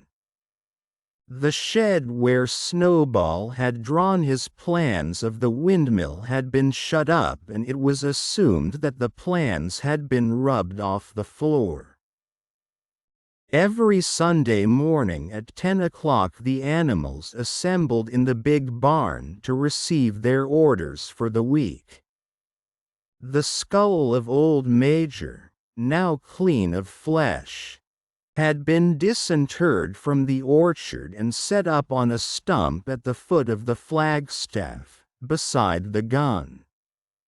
After the hoisting of the flag, the animals were required to file past the skull in a reverent manner before entering the barn. Nowadays they did not sit all together as they had done in the past. Napoleon, with Squealer and another pig named Minimus, who had a remarkable gift for composing songs and poems, sat on the front of the raised platform, with the 9 young dogs forming a semicircle round them, and the other pigs sitting behind. The rest of the animals sat facing them in the main body of the barn. Napoleon read out the orders for the week in a gruff soldierly style, and after a single singing of Beasts of England, all the animals dispersed. On the 3rd Sunday after Snowball's expulsion, the animals were somewhat surprised to hear Napoleon announce that the windmill was to be built after all. He did not give any reason for having changed his mind, but merely warned the animals that this extra task would mean very hard work. It might even be necessary to reduce their rations. The plans, however, had all been prepared, down to the last detail. A special committee of pigs had been at work upon them for the past 3 weeks. The building of the windmill, with various other improvements, was expected to take 2 years. That evening Squealer explained privately to the other animals that Napoleon had never in reality been opposed to the windmill. On the contrary, it was he who had advocated it in the beginning. And the plan which Snowball had drawn on the floor of the incubator shed had actually been stolen from among Napoleon's papers. The windmill was, in fact, Napoleon's own creation. Why, then, asked somebody, had he spoken so strongly against it? Here Squealer looked very sly. That, he said, was Comrade Napoleon's cunning. He had seemed to oppose the windmill, simply as a maneuver to get rid of Snowball, who was a dangerous character and a bad influence. Now that Snowball was out of the way, the plan could go forward without his interference. This, said Squealer, was something called tactics. He repeated a number of times, tactics, comrades, tactics, skipping round and whisking his tail with a merry laugh. The animals were not certain what the word meant, but Squealer spoke so persuasively. And the 3 dogs who happened to be with him growled so threateningly that they accepted his explanation without further questions. 6. All that year the animals worked like slaves. But they were happy in their work. They grudged no effort or sacrifice, well aware that everything that they did was for the benefit of themselves and those of their kind who would come after them, and not for a pack of idle, thieving human beings. Throughout the spring and summer they worked a 60-hour week, and in August, Napoleon announced that there would be work on Sunday afternoons as well. This work was strictly voluntary, but any animal who absented himself from it would have his rations reduced by half. Even so, it was found necessary to leave certain tasks undone. The harvest was a little less successful than in the previous year, and 2 fields which should have been sown with roots in the early summer were not sown because the plowing had not been completed early enough. It was possible to foresee that the coming winter would be a hard one. The windmill presented unexpected difficulties. There was a good quarry of limestone on the farm, and plenty of sand and cement had been found in one of the outhouses, so that all the materials for building were at hand. But the problem the animals could not at first solve was how to break up the stone into pieces of suitable size. There seemed no way of doing this except with picks and crowbars, which no animal could use, because no animal could stand on his hind legs. Only after weeks of vain effort did the right idea occur to somebody, namely, to utilize the force of gravity. Huge boulders, far too big to be used as they were lying all over the bed of the quarry. The animals lashed ropes round these, and then all together, cows, horses, sheep, any animal that could lay hold of the rope, even the pigs sometimes joined in at critical moments. They dragged them with desperate slowness up the slope to the top of the quarry, where they were toppled over the edge, to shatter to pieces below. Transporting the stone when it was once broken was comparatively simple. The horses carried it off in cart loads, the sheep dragged single blocks, even. Muriel and Benjamin yoked themselves into an old governess cart and did their share. By late summer a sufficient store of stone had accumulated, and then the building began, under the superintendence of the pigs. But it was a slow, laborious process. Frequently it took a whole day of exhausting effort to drag a single boulder to the top of the quarry. And sometimes when it was pushed over the edge it failed to break. Nothing could have been achieved without Boxer, whose strength seemed equal to that of all the rest of the animals put together. When the boulder began to slip and the animals cried out in despair at finding themselves dragged down the hill, it was always Boxer who strained himself against the rope and brought the boulder to a stop. To see him toiling up the slope inch by inch, his breath coming fast, the tips of his hoofs clawing at the ground, and his great sides matted with sweat, filled everyone with admiration. Clover warned him sometimes to be careful not to overstrain himself, but Boxer would never listen to her. His two slogans, "I will work harder," and "Napoleon is always right," seemed to him a sufficient answer to all problems.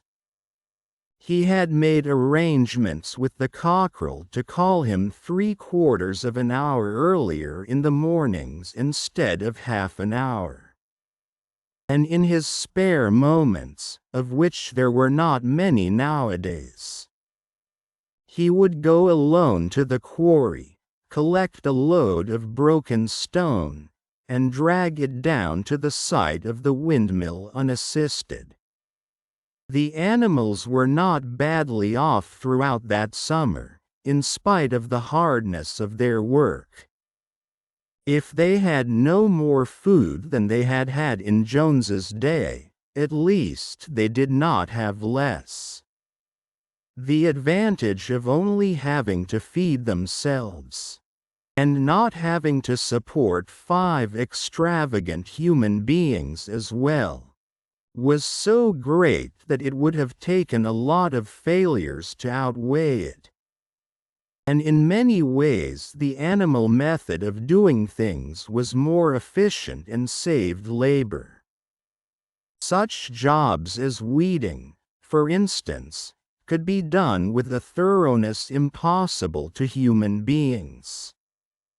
And again, since no animal now stole, it was unnecessary to fence off pasture from arable land, which saved a lot of labor on the upkeep of hedges and gates. Nevertheless, as the summer wore on, various unforeseen shortages began to make themselves felt. There was need of paraffin oil, nails, string, dog biscuits, and iron for the horses' shoes, none of which could be produced on the farm. Later there would also be need for seeds and artificial manures, besides various tools and, finally, the machinery for the windmill. How these were to be procured, no one was able to imagine. One Sunday morning, when the animals assembled to receive their orders, Napoleon announced that he had decided upon a new policy. From now onwards, Animal Farm would engage in trade with the neighboring farms, not, of course, for any commercial purpose, but simply in order to obtain certain materials which were urgently necessary. The needs of the windmill must override everything else, he said. He was therefore making arrangements to sell a stack of hay and part of the current year's wheat crop.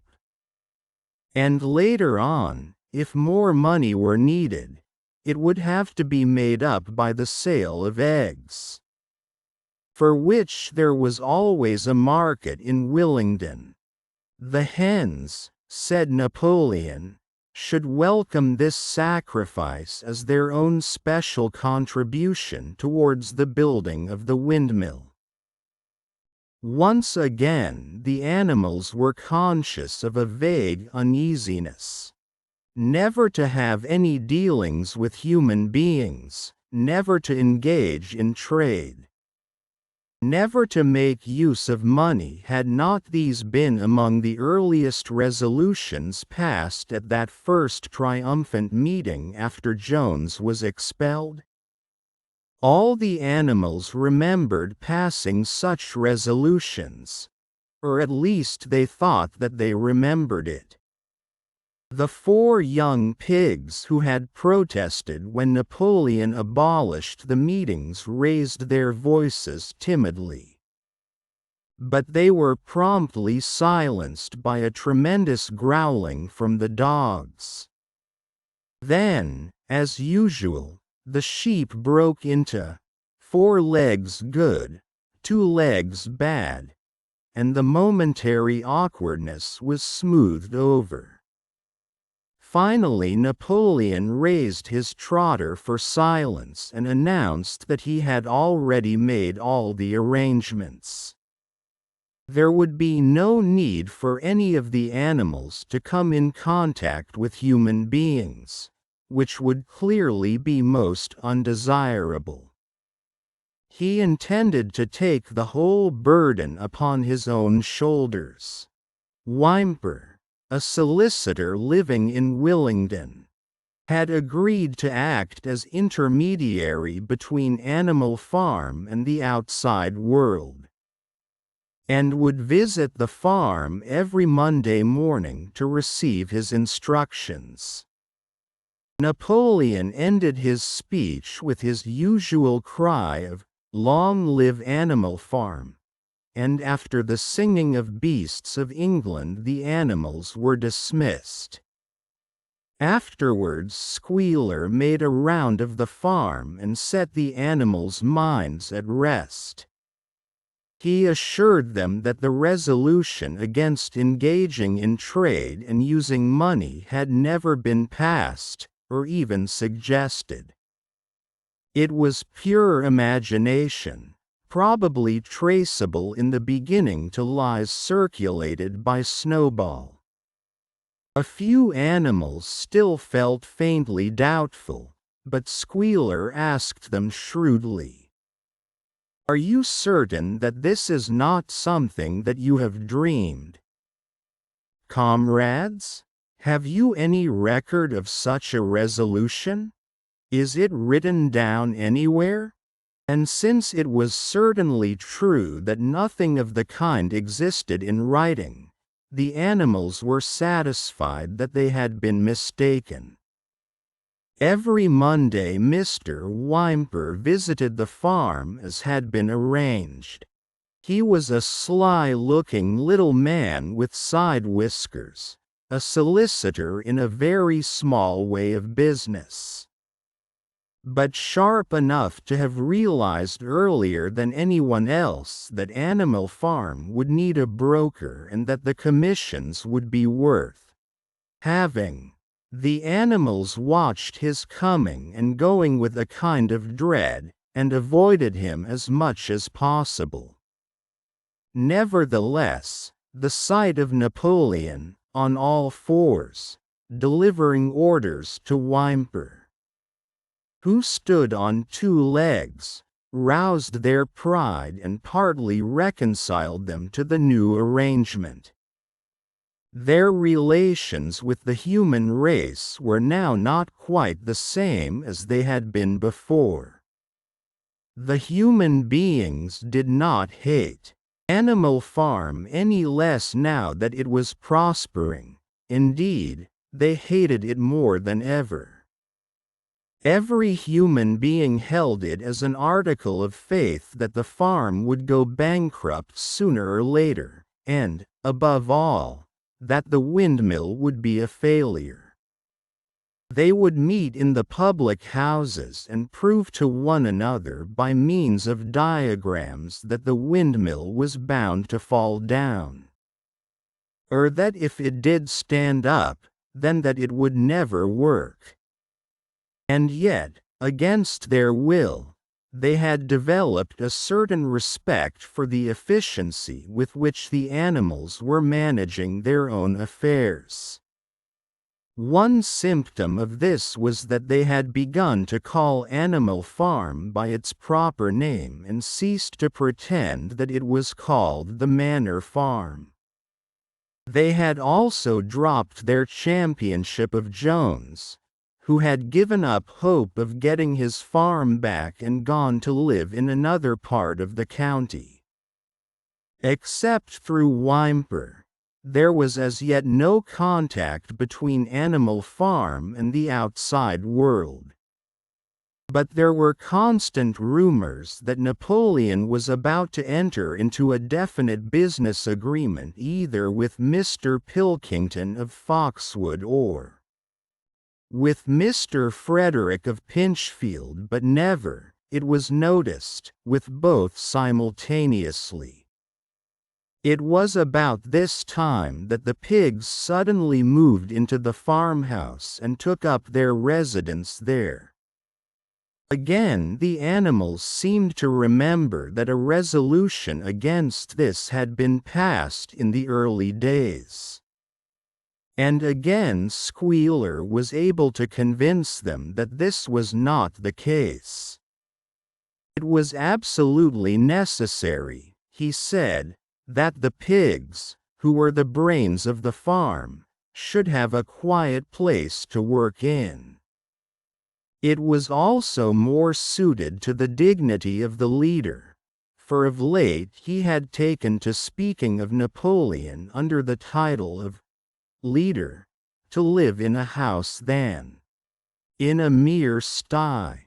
Nevertheless, some of the animals were disturbed when they heard that the pigs not only took their meals in the kitchen and used the drawing room as a recreation room, but also slept in the beds. Boxer passed it off as usual with, "Napoleon is always right," but Clover, who thought she remembered a definite ruling against beds, went to the end of the barn and tried to puzzle out the 7 commandments which were inscribed there. Finding herself unable to read more than individual letters, she fetched Muriel. "Muriel," she said, "read me the 4th commandment. Does it not say something about never sleeping in a bed?"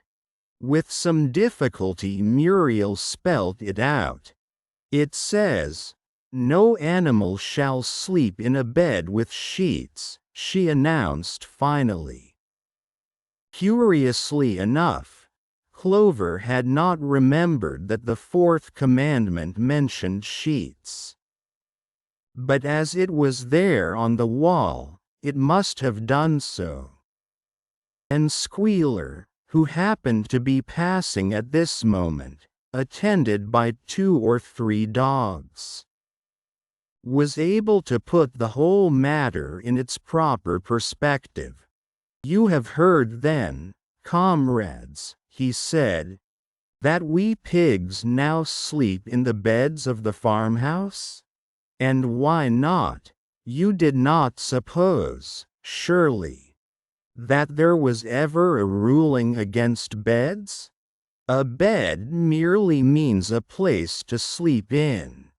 A pile of straw in a stall is a bed, properly regarded. The rule was against sheets, which are a human invention. We have removed the sheets from the farmhouse beds, and sleep between blankets, and very comfortable beds they are too, but not more comfortable than we need. I can tell you, comrades, with all the brain work we have to do nowadays, you would not rob us of our repose, would you? Comrades, you would not have us too tired to carry out our duties? Surely none of you wishes to see Jones back?" Quote, "The animals reassured him on this point immediately, and no more was said about the pigs sleeping in the farmhouse beds. And when, some days afterwards, it was announced that from now on the pigs would get up an hour later in the mornings than the other animals, no complaint was made about that either. By the autumn the animals were tired but happy. They had had a hard year, and after the sale of part of the hay and corn, the stores of food for the winter were none too plentiful, but the windmill compensated for everything. It was almost half built now.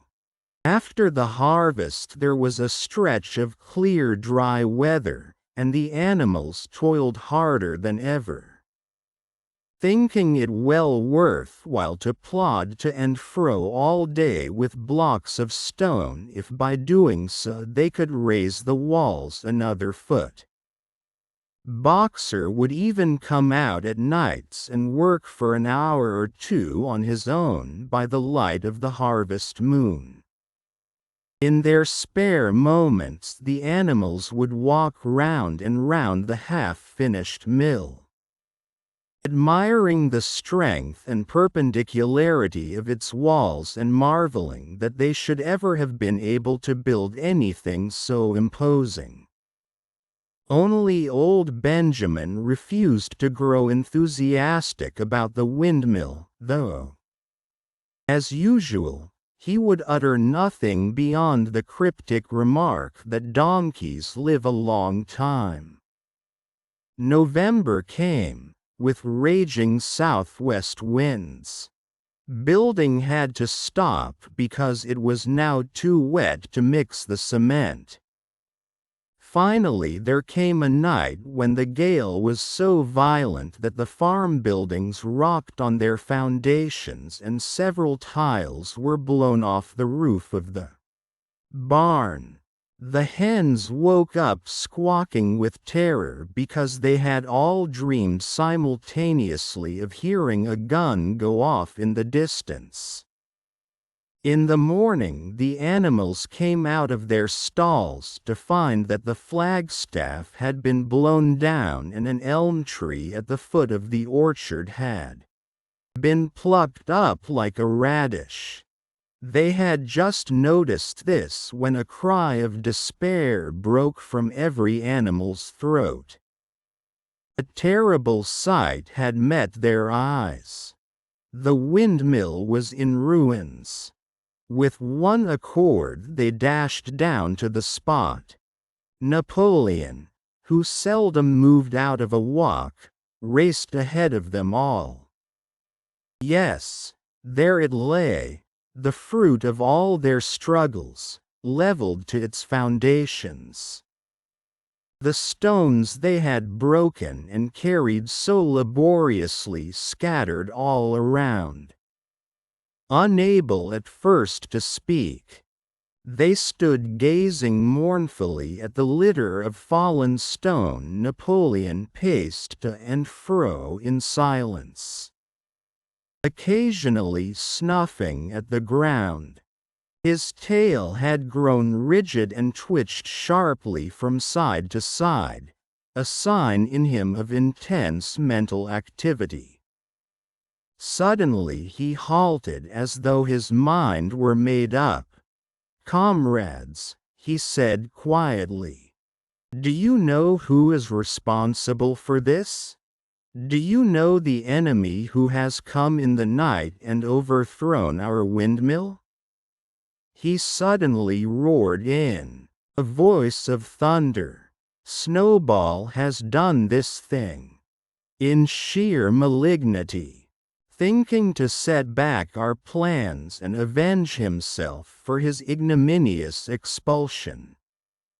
This traitor has crept here under cover of night and destroyed our work of nearly a year. Comrades, here and now I pronounce the death sentence upon Snowball, animal hero, second class, and half a bushel of apples to any animal who brings him to justice. A full bushel to anyone who captures him alive." The animals were shocked beyond measure to learn that even Snowball could be guilty of such an action. There was a cry of indignation, and everyone began thinking out ways of catching Snowball if he should ever come back. Almost immediately the footprints of a pig were discovered in the grass at a little distance from the knoll. They could only be traced for a few yards, but appeared to lead to a hole in the hedge. Napoleon snuffed deeply at them and pronounced them to be Snowballs. He gave it as his opinion that Snowball had probably come from the direction of Foxwood Farm. "No more delays, comrades," cried Napoleon when the footprints had been examined. "There is work to be done. This very morning we begin rebuilding the windmill, and we will build all through the winter. Rain or shine, we will teach this miserable traitor that he cannot undo our work so easily. Remember, comrades, there must be no alteration in our plans. They shall be carried out to the day. Forward, comrades! Long live the windmill! Long live Animal Farm!" 7. It was a bitter winter. The stormy weather was followed by sleet and snow, and then by a hard frost which did not break till well into February. The animals carried on as best they could with the rebuilding of the windmill, well knowing that the outside world was watching them and that the envious human beings would rejoice and triumph if the mill were not finished on time. Out of spite, the human beings pretended not to believe that it was Snowball who had destroyed the windmill. They said that it had fallen down because the walls were too thin. The animals knew that this was not the case. Still, it had been decided to build the walls 3 feet thick this time instead of 18 inches as before, which meant collecting much larger quantities of stone. For long nay, the quarry was full of snowdrifts and nothing could be done. Some progress was made in the dry frosty weather that followed, but it was cruel work. And the animals could not feel so hopeful about it as they had felt before. They were always cold, and usually hungry as well. Only Boxer and Clover never lost heart. Squealer made excellent speeches on the joy of service and the dignity of labor. But the other animals found more inspiration in Boxer's strength and his never-failing cry of, "I will work harder." In January, food fell short. The corn ration was drastically reduced, and it was announced that an extra potato ration would be issued to make up for it. Then it was discovered that the greater part of the potato crop had been frosted in the clamps, which had not been covered thickly enough. The potatoes had become soft and discolored, and only a few were edible. For days at a time the animals had nothing to eat but chaff and mangles. Starvation seemed to stare them in the face. It was vitally necessary to conceal this fact from the outside world. Emboldened by the collapse of the windmill, the human beings were inventing fresh lies about Animal Farm. Once again it was being put about that all the animals were dying of famine and disease, and that they were continually fighting among themselves and had resorted to cannibalism and infanticide. Napoleon was well aware of the bad results that might follow if the real facts of the food situation were known, and he decided to make use of Mr. Whymper to spread a contrary impression. Hitherto the animals had had little or no contact with Whymper on his weekly visits. Now, however, a few selected animals, mostly sheep, were instructed to remark casually in his hearing that rations had been increased. In addition, Napoleon ordered the almost empty bins in the store shed to be filled nearly to the brim with sand, which was then covered up with what remained of the grain and meal. On some suitable pretext, Whymper was led through the store shed and allowed to catch a glimpse of the bins. He was deceived, and continued to report to the outside world that there was no food shortage on Animal Farm. Nevertheless, towards the end of January it became obvious that it would be necessary to procure some more grain from somewhere. In these days Napoleon rarely appeared in public, but spent all his time in the farmhouse, which was guarded at each door by fierce-looking dogs. When he did emerge, it was in a ceremonial manner, with an escort of 6 dogs who closely surrounded him and growled if anyone came too near. Frequently he did not even appear on Sunday mornings, but issued his orders through one of the other pigs, usually Squealer. One Sunday morning Squealer announced that the hens, who had just come in to lay again, must surrender their eggs. Napoleon had accepted, through Whymper, a contract for 400 eggs a week.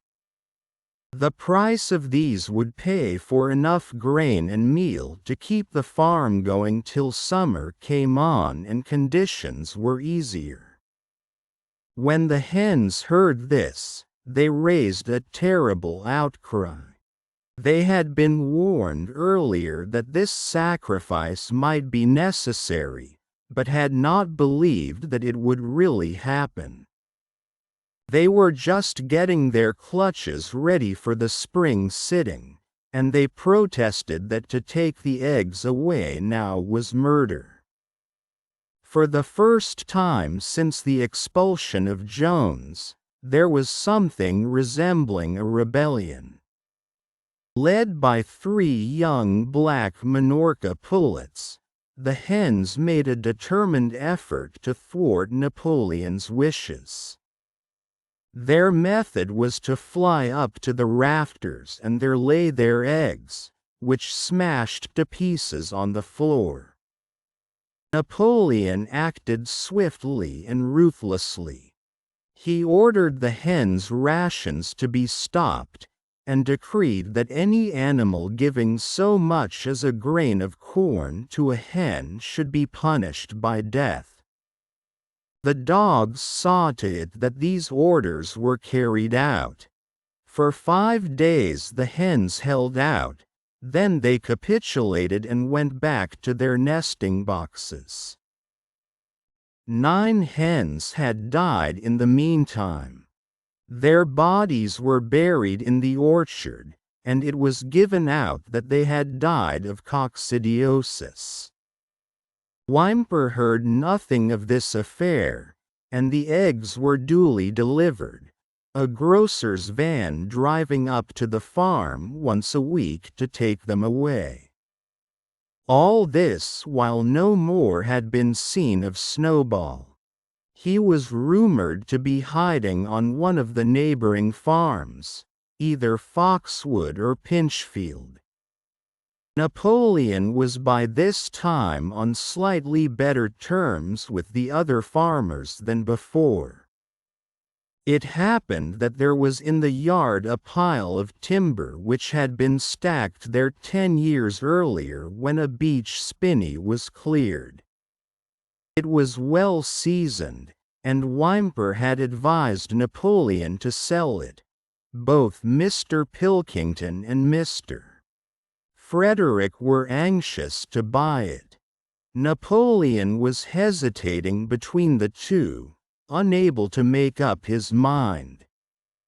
It was noticed that whenever he seemed on the point of coming to an agreement with Frederick, Snowball was declared to be in hiding at Foxwood, while, when he inclined toward Pilkington, Snowball was said to be at Pinchfield.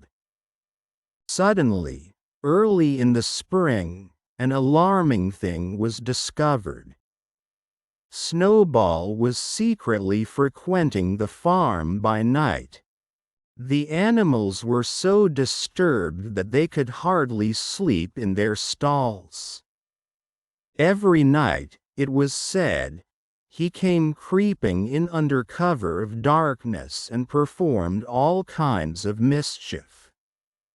He stole the corn, he upset the milk pails, he broke the eggs, he trampled the seed beds, he gnawed the bark off the fruit trees.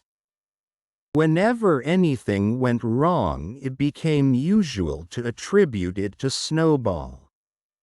If a window was broken or a drain was blocked up, someone was certain to say that Snowball had come in the night and done it, and when the key of the store shed was lost. The whole farm was convinced that Snowball had thrown it down the well. Curiously enough, they went on believing this even after the mislaid key was found under a sack of meal. The cows declared unanimously that Snowball crept into their stalls and milked them in their sleep. The rats, which had been troublesome that winter, were also said to be in league with Snowball. Napoleon decreed that there should be a full investigation into Snowball's activities. With his dogs in attendance, he set out and made a careful tour of inspection of the farm buildings, the other animals following at a respectful distance. At every few steps Napoleon stopped and snuffed the ground for traces of Snowball's footsteps, which, he said, he could detect by the smell. He snuffed in every corner, in the barn, in the cow shed, in the henhouses, in the vegetable garden, and found traces of Snowball almost everywhere. He would put his snout to the ground, give several deep sniffs, and exclaim in a terrible voice, "Snowball! He has been here. I can smell him distinctly." And at the word, "Snowball," all the dogs let out blood-curdling growls and showed their side teeth. The animals were thoroughly frightened. It seemed to them as though Snowball were some kind of invisible influence, pervading the air about them and menacing them with all kinds of dangers. In the evening Squealer called them together, and with an alarmed expression on his face told them that he had some serious news to report. "Comrades," cried Squealer, making little nervous skips, "a most terrible thing has been discovered. Snowball has sold himself to Frederick of Pinchfield Farm, who is even now plotting to attack us and take our farm away from us. Snowball is to act as his guide when the attack begins. But there is, worse than that, we had thought that Snowball's rebellion was caused simply by his vanity and ambition. But we were wrong. Comrades, do you know what the real reason was? Snowball was in league with Jones from the very start. He was Jones's secret agent all the time. It has all been proved by documents which he left behind him and which we have only just discovered. To my mind this explains a great deal, comrades. Did we not see for ourselves how he attempted, fortunately without success, to get us defeated and destroyed at the Battle of the Cowshed? The animals were stupefied. This was a wickedness far outdoing Snowball's destruction of the windmill. But it was some minutes before they could fully take it in. They all remembered, or thought they remembered, how they had seen Snowball charging ahead of them at the Battle of the Cowshed, how he had rallied and encouraged them at every turn, and how he had not paused for an instant even when the pellets from Jones's gun had wounded his back. At first it was a little difficult to see how this fitted in with his being on Jones's side. Even Boxer, who seldom asked questions, was puzzled. He lay down, tucked his 4 hoofs beneath him, shut his eyes, and with a hard effort managed to formulate his thoughts. "I do not believe that," he said. "Snowball fought bravely at the Battle of the Cowshed. I saw him myself. Did we not give him Animal Hero, First Class, immediately afterwards? That was our mistake, comrade, for we know now it is all written down in the secret documents that we have found that in reality he was trying to lure us to our doom." "But he was wounded," said Boxer. "We all saw him running with blood." "That was part of the arrangement," cried Squealer. "Jones's shot only grazed him. I could show you this in his own writing, if you were able to read it. The plot was for Snowball, at the critical moment, to give the signal for flight and leave the field to the enemy. And he very nearly succeeded, I will even say. Comrades, he would have succeeded if it had not been for our heroic leader, Comrade Napoleon. Do you not remember how, just at the moment when Jones and his men had got inside the yard, Snowball suddenly turned and fled, and many animals followed him?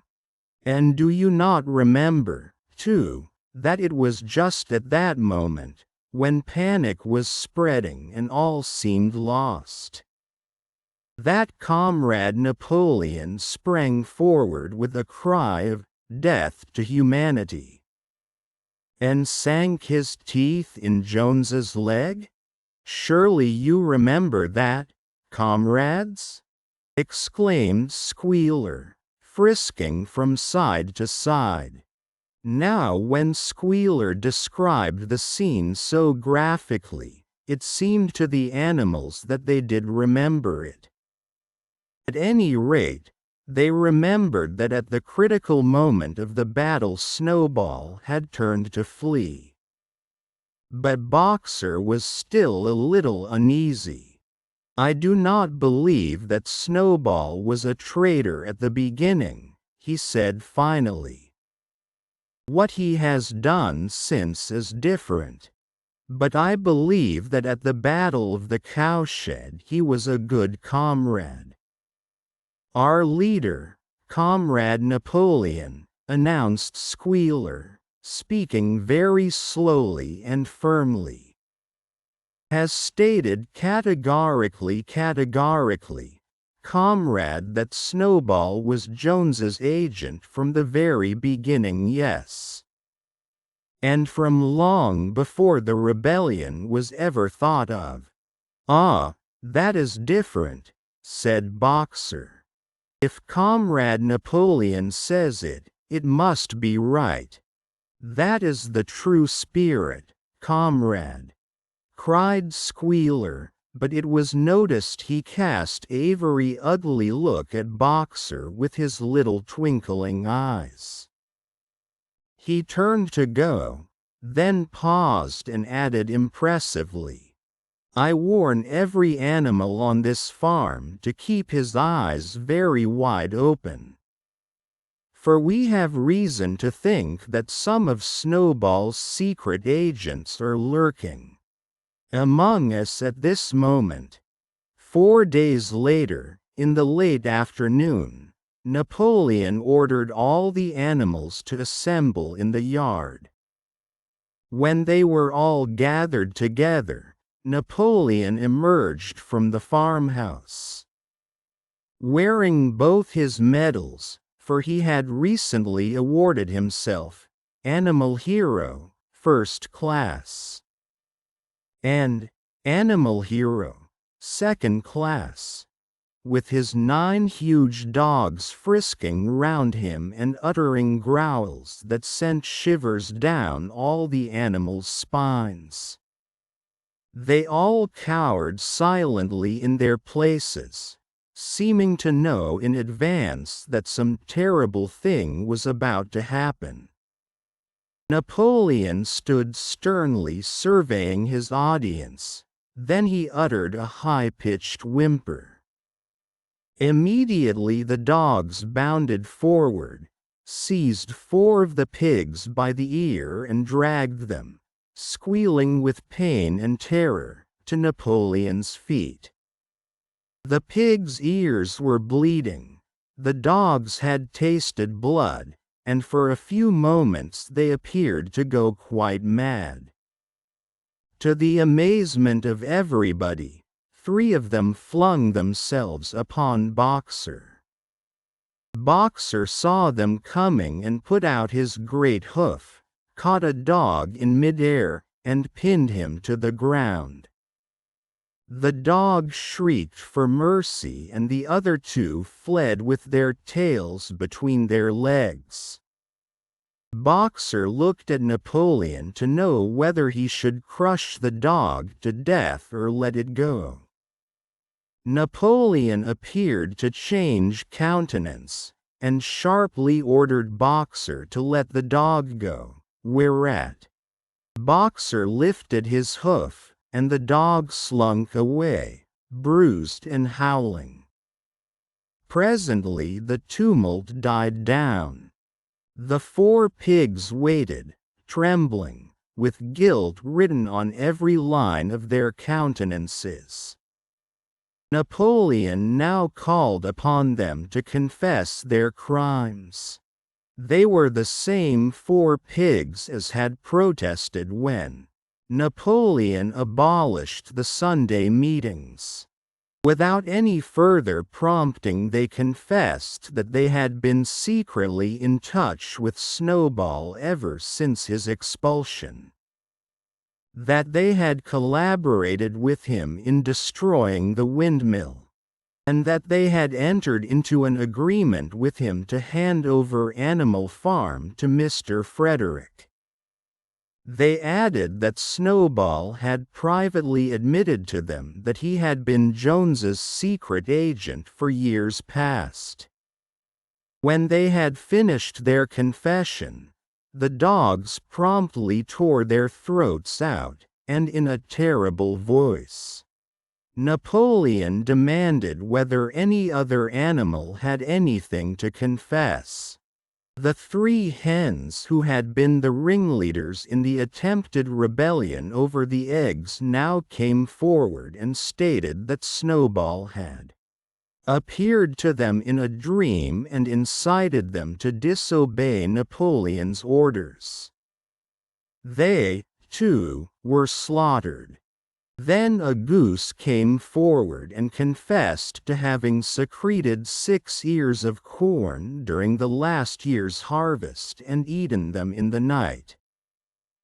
Then a sheep confessed to having urinated in the drinking pool, urged to do this, so she said, by Snowball, and 2 other sheep confessed to having murdered an old ram, an especially devoted follower of Napoleon, by chasing him round and round a bonfire when he was suffering from a cough. They were all slain on the spot, and so the tale of confessions and executions went on, until there was a pile of corpses lying before Napoleon's feet, and the air was heavy with the smell of blood, which had been unknown there since the expulsion of Jones. When it was all over, the remaining animals, except for the pigs and dogs, crept away in a body. They were shaken and miserable. They did not know which was more shocking, the treachery of the animals who had leagued themselves with Snowball, or the cruel retribution they had just witnessed. In the old days there had often been scenes of bloodshed equally terrible, but it seemed to all of them that it was far worse now that it was happening among themselves. Since Jones had left the farm, until today, no animal had killed another animal. Not even a rat had been killed. They had made their way on to the little knoll where the half-finished windmill stood, and with one accord they all lay down as though huddling together for warmth. Clover, Muriel, Benjamin, the cows, the sheep, and a whole flock of geese and hens, everyone, indeed, except the cat, who had suddenly disappeared just before Napoleon ordered the animals to assemble. For some time nobody spoke. Only Boxer remained on his feet. He fidgeted to and fro, swishing his long black tail against his sides and occasionally uttering a little whinny of surprise. Finally he said, "I do not understand it. I would not have believed that such things could happen on our farm. It must be due to some fault in ourselves. The solution, as I see it, is to work harder. From now onwards I shall get up a full hour earlier in the mornings." And he moved off at his lumbering trot and made for the quarry. Having got there, he collected 2 successive loads of stone and dragged them down to the windmill before retiring for the night. The animals huddled about Clover, not speaking. The knoll where they were lying gave them a wide prospect across the countryside. Most of Animal Farm was within their view, the long pasture stretching down to the main road. The hayfield, the spinney, the drinking pool. The plowed fields where the young wheat was thick and green. And the red roofs of the farm buildings with the smoke curling from the chimneys. It was a clear spring evening. The grass and the bursting hedges were gilded by the level rays of the sun. Never had the farm, and with a kind of surprise they remembered that it was their own farm. Every inch of it their own property appeared to the animals so desirable a place. As Clover looked down the hillside her eyes filled with tears. If she could have spoken her thoughts, it would have been to say that this was not what they had aimed at when they had set themselves years ago to work for the overthrow of the human race. These scenes of terror and slaughter were not what they had looked forward to on that night when old Major first stirred them to rebellion. If she herself had had any picture of the future, it had been of a society of animals set free from hunger and the whip, all equal. Each working according to his capacity, the strong protecting the weak. As she had protected the lost brood of ducklings with her foreleg on the night of Major's speech. Instead, she did not know why they had come to a time when no one dared speak his mind, when fierce, growling dogs roamed everywhere. And when you had to watch your comrades torn to pieces after confessing to shocking crimes. There was no thought of rebellion or disobedience in her mind. She knew that, even as things were, they were far better off than they had been in the days of Jones. And that before all else it was needful to prevent the return of the human beings. Whatever happened, she would remain faithful, work hard, carry out the orders that were given to her, and accept the leadership of Napoleon. But still, it was not for this that she and all the other animals had hoped and toiled. It was not for this that they had built the windmill and faced the bullets of Jones's gun. Such were her thoughts, though she lacked the words to express them. At last, feeling this to be in some way a substitute for the words she was unable to find, she began to sing Beasts of England.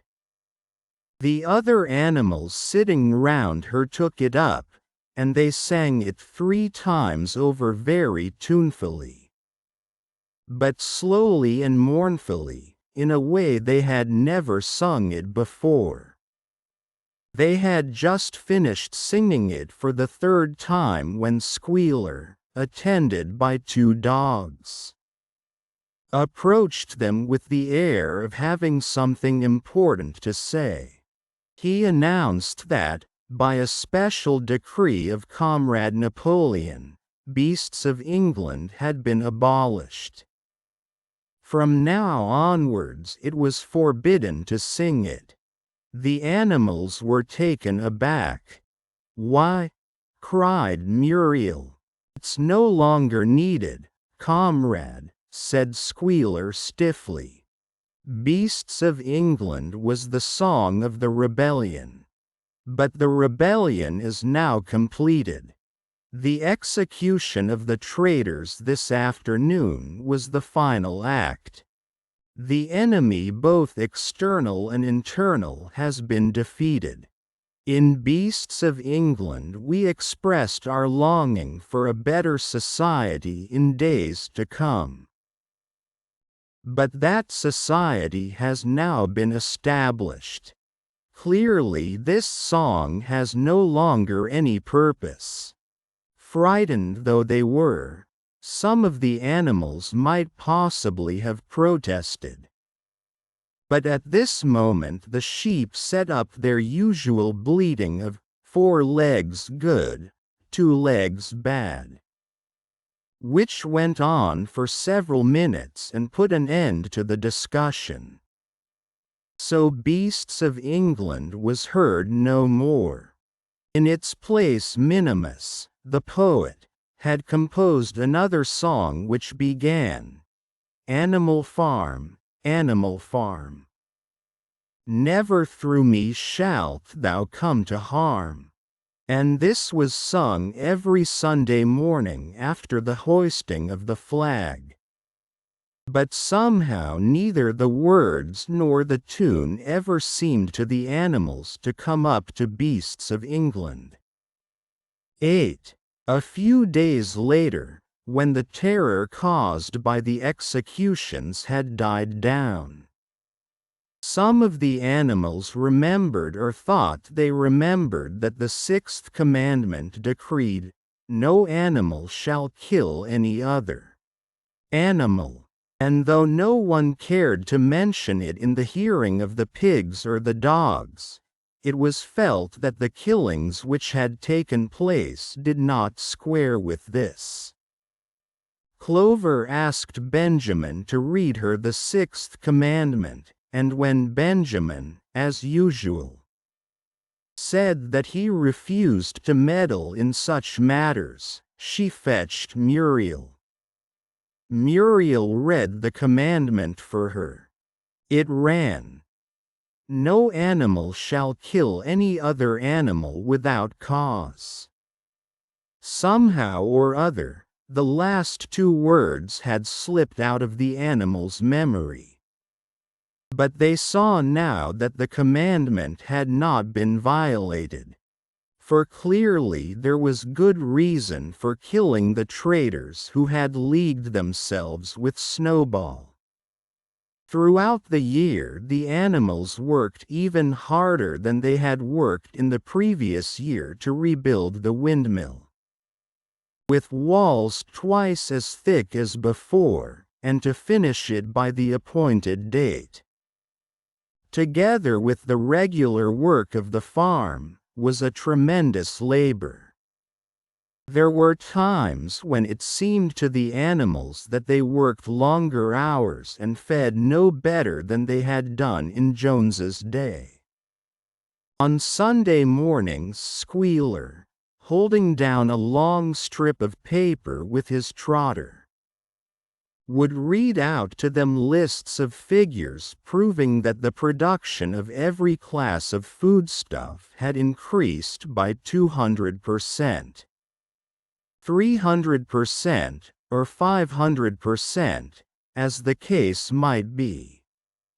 The animals saw no reason to disbelieve him, especially as they could no longer remember very clearly what conditions had been like before the rebellion.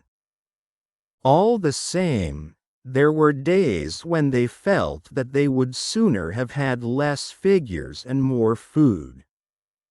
All orders were now issued through Squealer or one of the other pigs. Napoleon himself was not seen in public as often as once in a fortnight. When he did appear, he was attended not only by his retinue of dogs but by a black cockerel who marched in front of him and acted as a kind of trumpeter, letting out a loud cock-a-doodle-doo, before Napoleon spoke. Even in the farmhouse, it was said, Napoleon inhabited separate apartments from the others. He took his meals alone, with 2 dogs to wait upon him, and always ate from the Crown Derby dinner service which had been in the glass cupboard in the drawing-room. It was also announced that the gun would be fired every year on Napoleon's birthday, as well as on the other 2 anniversaries. Napoleon was now never spoken of simply as Napoleon. He was always referred to in formal style as our leader, Comrade Napoleon. And this pigs liked to invent for him such titles as Father of all animals, Terror of mankind, Protector of the sheepfold, Duckling's friend, and the like. In his speeches, Squealer would talk with the tears rolling down his cheeks of Napoleon's wisdom, the goodness of his heart, and the deep love he bore to all animals everywhere, even and especially the unhappy animals who still lived in ignorance and slavery on other farms. It had become usual to give Napoleon the credit for every successful achievement and every stroke of good fortune. You would often hear one hen remark to another, under the guidance of our leader, Comrade Napoleon, I have laid 5 eggs in 6 days, or 2 cows, enjoying a drink at the pool. Would exclaim, thanks to the leadership of Comrade Napoleon, how excellent this water tastes. The general feeling on the farm was well expressed in a poem entitled, Comrade Napoleon, which was composed by Minimus and which ran as follows, Friend of fatherless, Fountain of happiness, Lord of the swill bucket, oh, how my soul is on fire when I gaze at thy calm and commanding eye, like the sun in the sky, Comrade Napoleon. Thou art the giver of all that thy creatures love, full belly twice a day, clean straw to roll upon.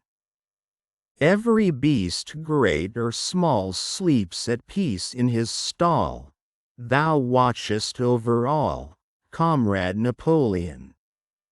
Had I a sucking pig, ere he had grown as big even as a pint bottle or as a rolling pin, he should have learned to be faithful and true to thee. Yes, his first squeak should be, Comrade Napoleon. Napoleon approved of this poem and caused it to be inscribed on the wall of the big barn, at the opposite end from the 7 Commandments.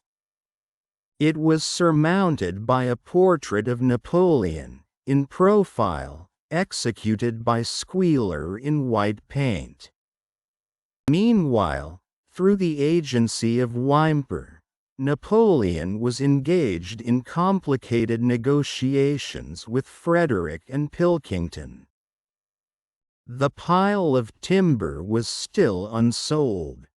Of the 2, Frederick was the more anxious to get hold of it, but he would not offer a reasonable price.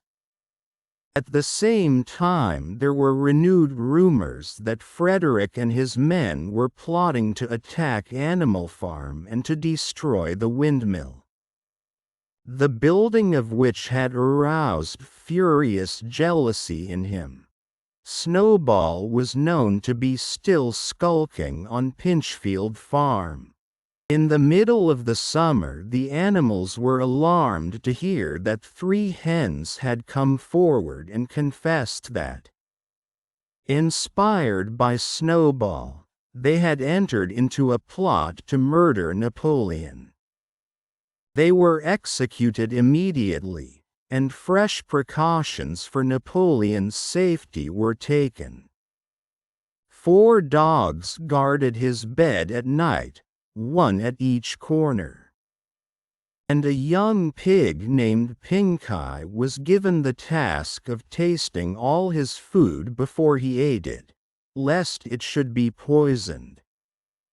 At about the same time it was given out that Napoleon had arranged to sell the pile of timber to Mr. Pilkington.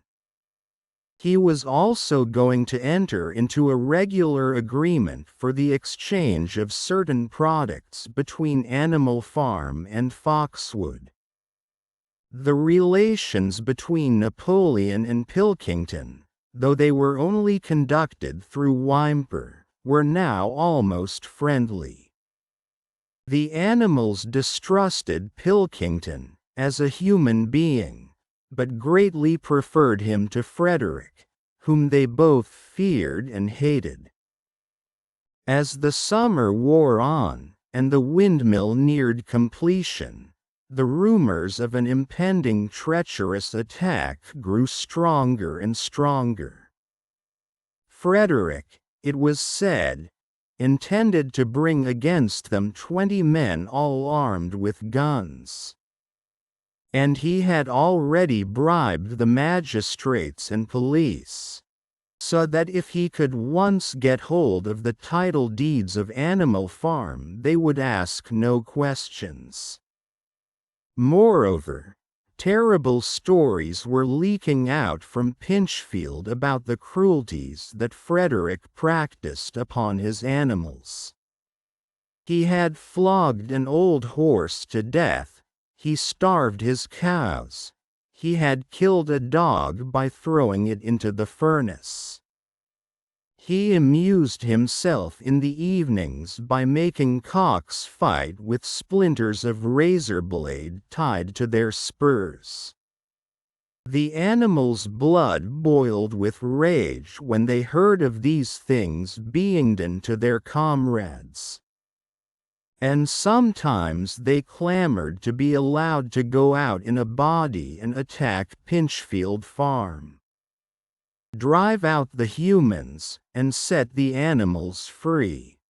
But Squealer counseled them to avoid rash actions and trust in Comrade Napoleon's strategy. Nevertheless, feeling against Frederick continued to run high. One Sunday morning Napoleon appeared in the barn and explained that he had never at any time contemplated selling the pile of timber to Frederick. He considered it beneath his dignity, he said, to have dealings with scoundrels of that description. The pigeons who were still sent out to spread tidings of the rebellion were forbidden to set foot anywhere on Foxwood, and were also ordered to drop their former slogan of "Death to Humanity" in favor of "Death to Frederick." In the late summer yet another of Snowball's machinations was laid bare. The wheat crop was full of weeds, and it was discovered that on one of his nocturnal visits Snowball had mixed weed seeds with the seed corn. A gander who had been privy to the plot had confessed his guilt to Squealer and immediately committed suicide by swallowing deadly nightshade. Berries. The animals now also learned that Snowball had never, as many of them had believed hitherto, received the order of Animal Hero First Class. This was merely a legend which had been spread some time after the Battle of the Cowshed by Snowball himself.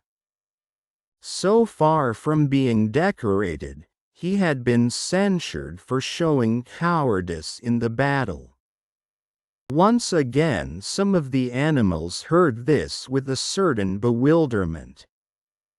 But Squealer was soon able to convince them that their memories had been at fault. In the autumn, by a tremendous, exhausting effort, for the harvest had to be gathered at almost the same time the windmill was finished.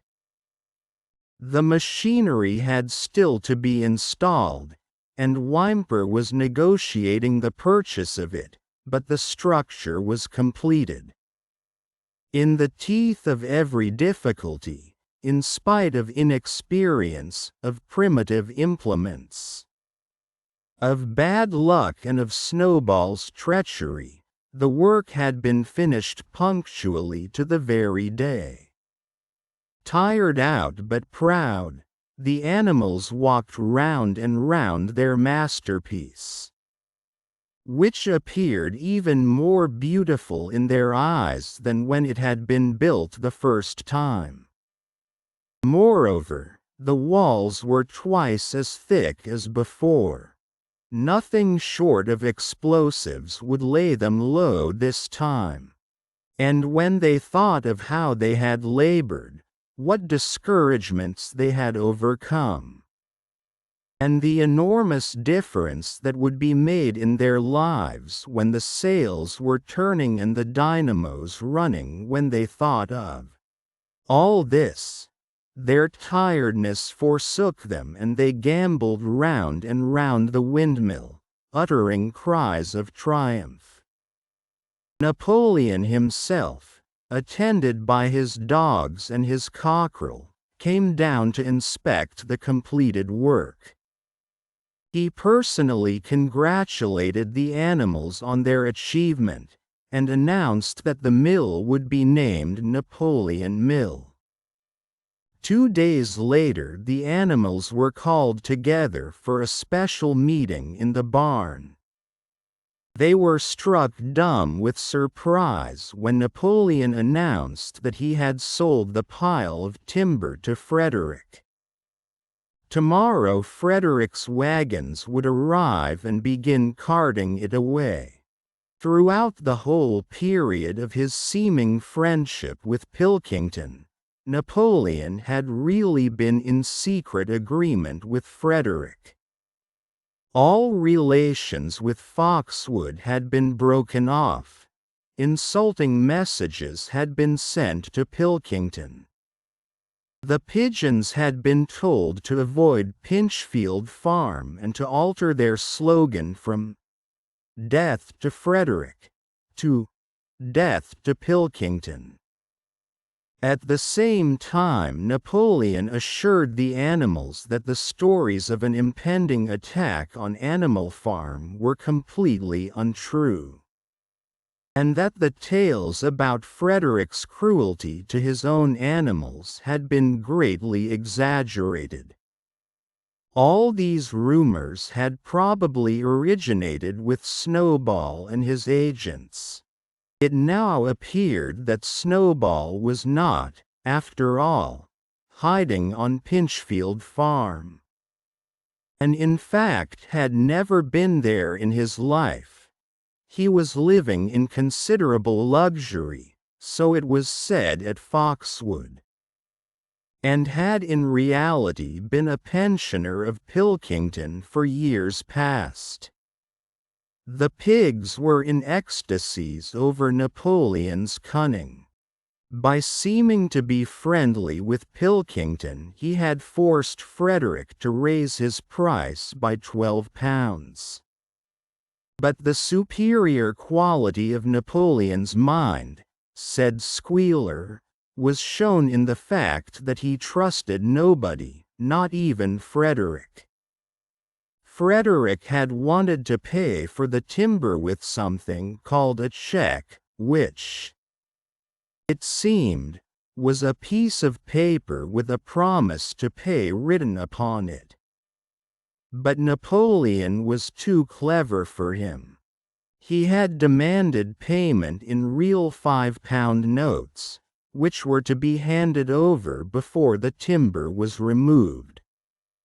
Already Frederick had paid up, and the sum he had paid was just enough to buy the machinery for the windmill. Meanwhile, the timber was being carted away at high speed. When it was all gone, another special meeting was held in the barn for the animals to inspect. Frederick's bank notes, smiling beatifically, and wearing both his decorations. Napoleon reposed on a bed of straw on the platform, with the money at his side, neatly piled on a china dish from the farmhouse kitchen. The animals filed slowly past, and each gazed his fill. And Boxer put out his nose to sniff at the bank notes, and the flimsy white things stirred and rustled in his breath. 3 days later there was a terrible hullabaloo.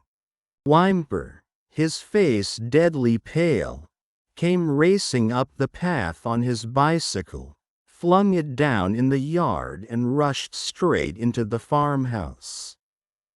The next moment a choking roar of rage sounded from Napoleon's apartments. The news of what had happened sped round the farm like wildfire. The banknotes were forgeries. Frederick had got the timber for nothing. Napoleon called the animals together immediately and in a terrible voice pronounced the death sentence upon Frederick. When captured, he said, Frederick should be boiled alive. At the same time he warned them that after this treacherous deed the worst was to be expected. Frederick and his men might make their long-expected attack at any moment. Sentinels were placed at all the approaches to the farm. In addition, 4 pigeons were sent to Foxwood with a conciliatory message, which it was hoped might re-establish good relations with Pilkington. The very next morning the attack came. The animals were at breakfast when the lookouts came racing in with the news that Frederick and his followers had already come through the 5-barred gate. Boldly enough the animals sallied forth to meet them, but this time they did not have the easy victory that they had had in the Battle of the Cowshed. There were 15 men, with half a dozen guns between them, and they opened fire as soon as they got within 50 yards. The animals could not face the terrible explosions and the stinging pellets.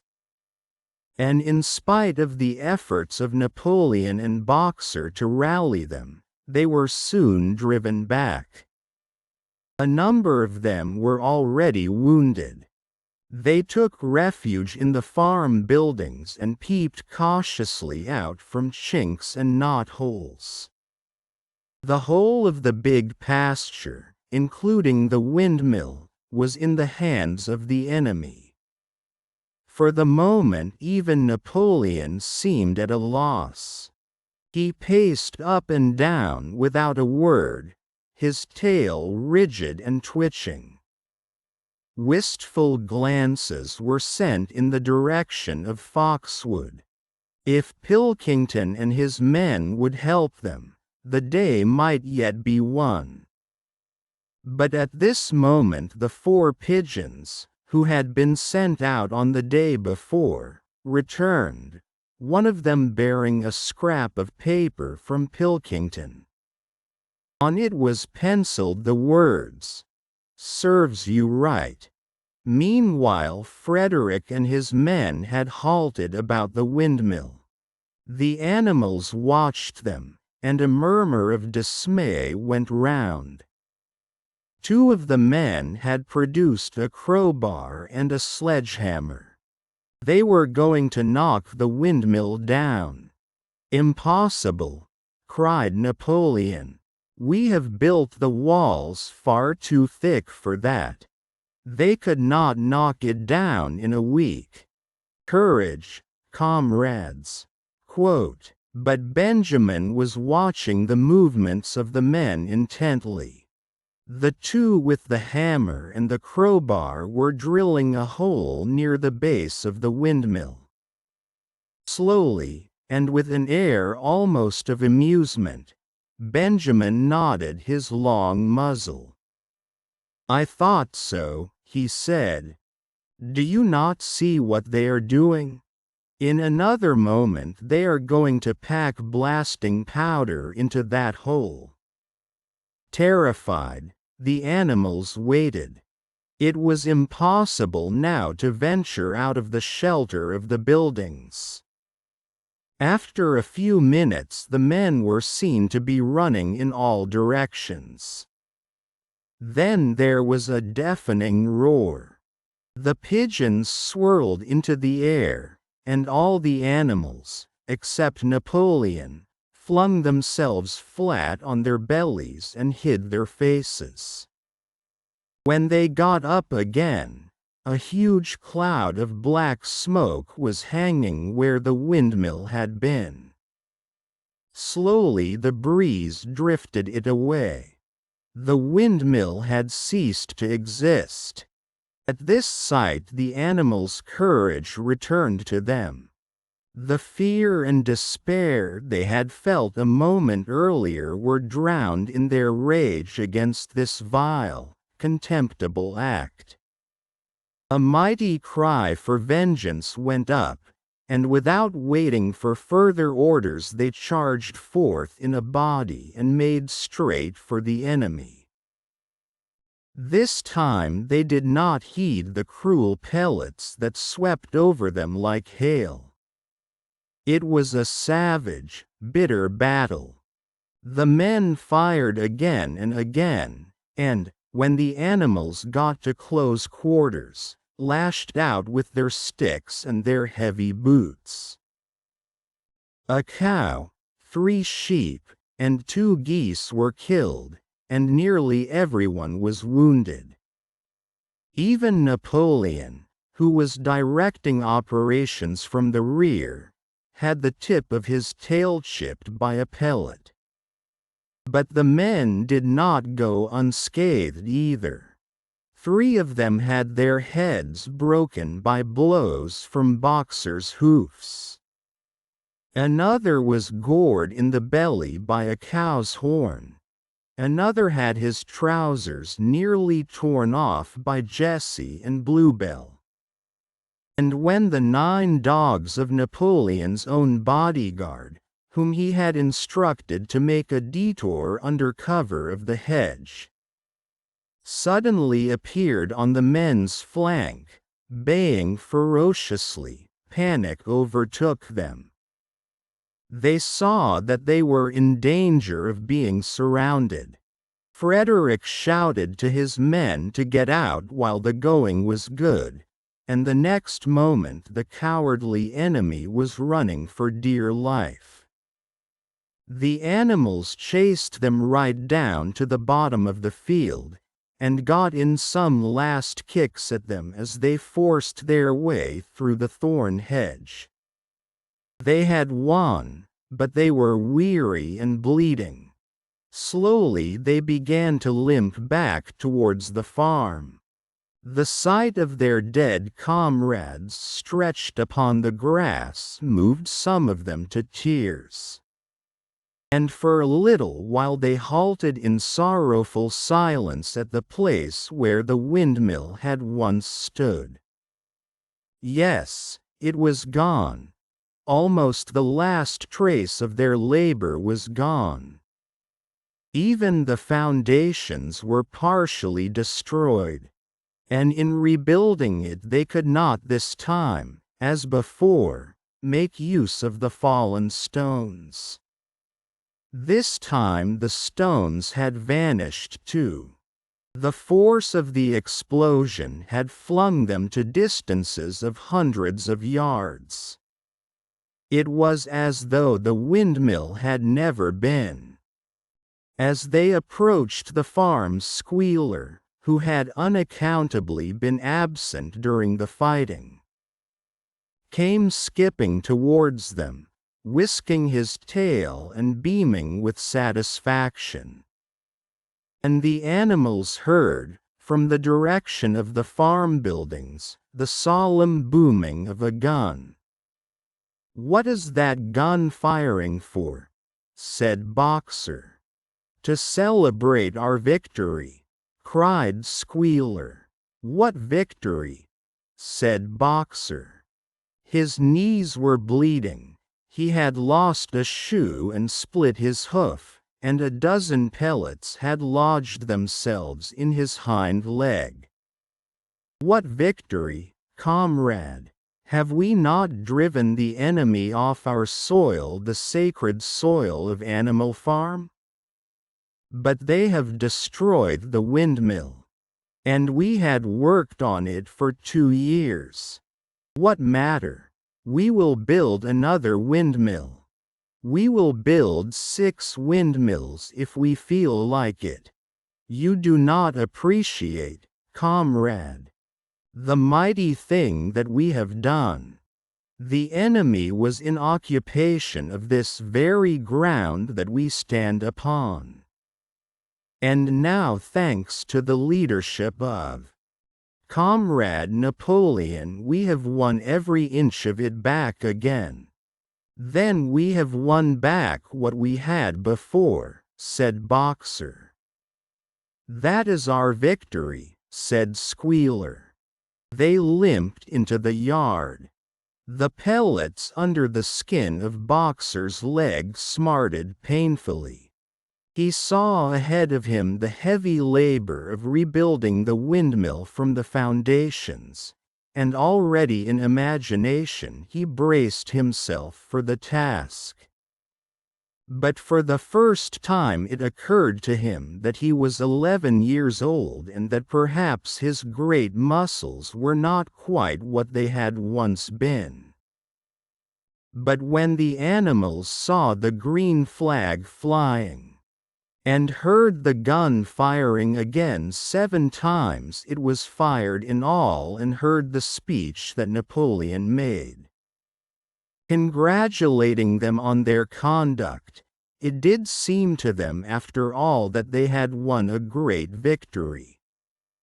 The animals slain in the battle were given a solemn funeral.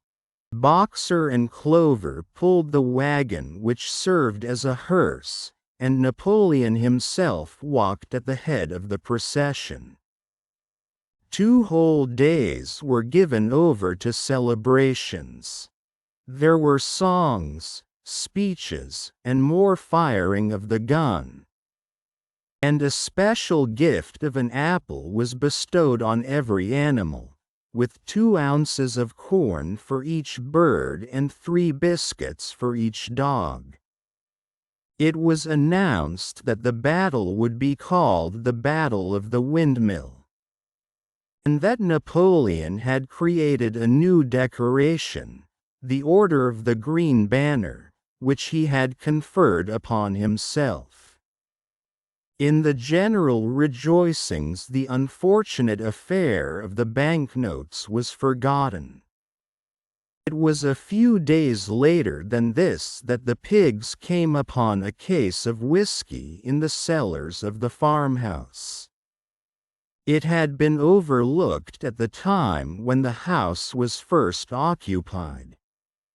That night there came from the farmhouse the sound of loud singing, in which, to everyone's surprise, the strains of Beasts of England were mixed up. At about 9:30 Napoleon, wearing an old bowler hat of Mr. Jones's, was distinctly seen to emerge from the back door, gallop rapidly round the yard, and disappear indoors again. But in the morning a deep silence hung over the farmhouse. Not a pig appeared to be stirring. It was nearly 9 o'clock when Squealer made his appearance, walking slowly and dejectedly, his eyes dull. His tail hanging limply behind him, and with every appearance of being seriously ill. He called the animals together and told them that he had a terrible piece of news to impart. Comrade Napoleon was dying. A cry of lamentation went up. Straw was laid down outside the doors of the farmhouse, and the animals walked on tiptoe. With tears in their eyes, they asked one another what they should do if their leader were taken away from them. A rumor went round that Snowball had after all contrived to introduce poison into Napoleon's food. At 11 o'clock Squealer came out to make another announcement. As his last act upon earth, Comrade Napoleon had pronounced a solemn decree. The drinking of alcohol was to be punished by death. By the evening, however, Napoleon appeared to be somewhat better. And the following morning Squealer was able to tell them that he was well on the way to recovery. By the evening of that day Napoleon was back at work, and on the next day it was learned that he had instructed Whymper to purchase in Willingdon some booklets on brewing and distilling. A week later Napoleon gave orders that the small paddock beyond the orchard, which it had previously been intended to set aside as a grazing ground for animals who were past work, was to be plowed up. It was given out that the pasture was exhausted and needed reseeding, but it soon became known that Napoleon intended to sow it with barley. About this time there occurred a strange incident which hardly anyone was able to understand. One night at about 12 o'clock there was a loud crash in the yard, and the animals rushed out of their stalls. It was a moonlit night. At the foot of the end wall of the big barn, where the 7 commandments were written, there lay a ladder broken in 2 pieces. Squealer, temporarily stunned, was sprawling beside it, and near at hand there lay a lantern, a paintbrush, and an overturned pot of white paint. The dogs immediately made a ring round Squealer, and escorted him back to the farmhouse as soon as he was able to walk. None of the animals could form any idea as to what this meant, except old Benjamin, who nodded his muzzle with a knowing air, and seemed to understand, but would say nothing. But a few days later Muriel, reading over the 7 commandments to herself, noticed that there was yet another of them which the animals had remembered wrong. They had thought the 5th commandment was, "No animal shall drink alcohol," but there were 2 words that they had forgotten. Actually, the commandment read, "No animal shall drink alcohol to excess." 9. Boxer's split hoof was a long time in healing. They had started the rebuilding of the windmill the day after the victory celebrations were ended. Boxer refused to take even a day off work, and made it a point of honor not to let it be seen that he was in pain. In the evenings he would admit privately to Clover that the hoof troubled him a great deal. Clover treated the hoof with poultices of herbs which she prepared by chewing them, and both she and Benjamin urged Boxer to work less hard. "A horse's lungs do not last forever," she said to him. But Boxer would not listen. He had, he said, only one real ambition left: to see the windmill well under way before he reached the age for retirement. At the beginning, when the laws of Animal Farm were first formulated, the retiring age had been fixed for horses and pigs at 12, for cows at 14, for dogs at 9, for sheep at 7, and for hens and geese at 5. Liberal old age pensions had been agreed upon. As yet no animal had actually retired on pension, but of late the subject had been discussed more and more. Now that the small field beyond the orchard had been set aside for barley, it was rumored that a corner of the large pasture was to be fenced off and turned into a grazing ground for superannuated animals. For a horse, it was said, the pension would be 5 pounds of corn a day and, in winter, 15 pounds of hay, with a carrot or possibly an apple on public holidays. Boxer's 12th birthday was due in the late summer of the following year. Meanwhile life was hard.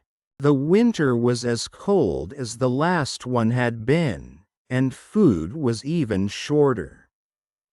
Once again all rations were reduced, except those of the pigs and the dogs. A too rigid equality in rations, Squealer explained, would have been contrary to the principles of animalism. In any case, he had no difficulty in proving to the other animals that they were not in reality short of food, whatever the appearances might be. For the time being, certainly, it had been found necessary to make a readjustment of rations. Squealer always spoke of it as a readjustment, never as a reduction. But in comparison with the days of Jones, the improvement was enormous. Reading out the figures in a shrill, rapid voice, he proved to them in detail that they had more oats, more hay, more turnips than they had had in Jones's day, that they worked shorter hours, that their drinking water was of better quality, that they lived longer, that a larger proportion of their young ones survived infancy, and that they had more straw in their stalls and suffered less from fleas. The animals believed every word of it. Truth to tell, Jones and all he stood for had almost faded out of their memories. They knew that life nowadays was harsh and bare, that they were often hungry and often cold, and that they were usually working when they were not asleep. But doubtless it had been worse in the old days. They were glad to believe so. Besides, in those days they had been slaves and now they were free, and that made all the difference, as Squealer did not fail to point out. There were many more mouths to feed now. In the autumn the 4 sows had all littered about simultaneously, producing 31 young pigs between them. The young pigs were piebald, and as Napoleon was the only boar on the farm, it was possible to guess at their parentage. It was announced that later, when bricks and timber had been purchased, a schoolroom would be built in the farmhouse garden. For the time being, The young pigs were given their instruction by Napoleon himself in the farmhouse kitchen. They took their exercise in the garden, and were discouraged from playing with the other young animals. About this time, too, it was laid down as a rule that when a pig and any other animal met on the path, the other animal must stand aside, and also that all pigs, of whatever degree, were to have the privilege of wearing green ribbons on their tails on Sundays. The farm had had a fairly successful year, but was still short of money. There were the bricks, sand, and lime for the schoolroom to be purchased. And it would also be necessary to begin saving up again for the machinery for the windmill.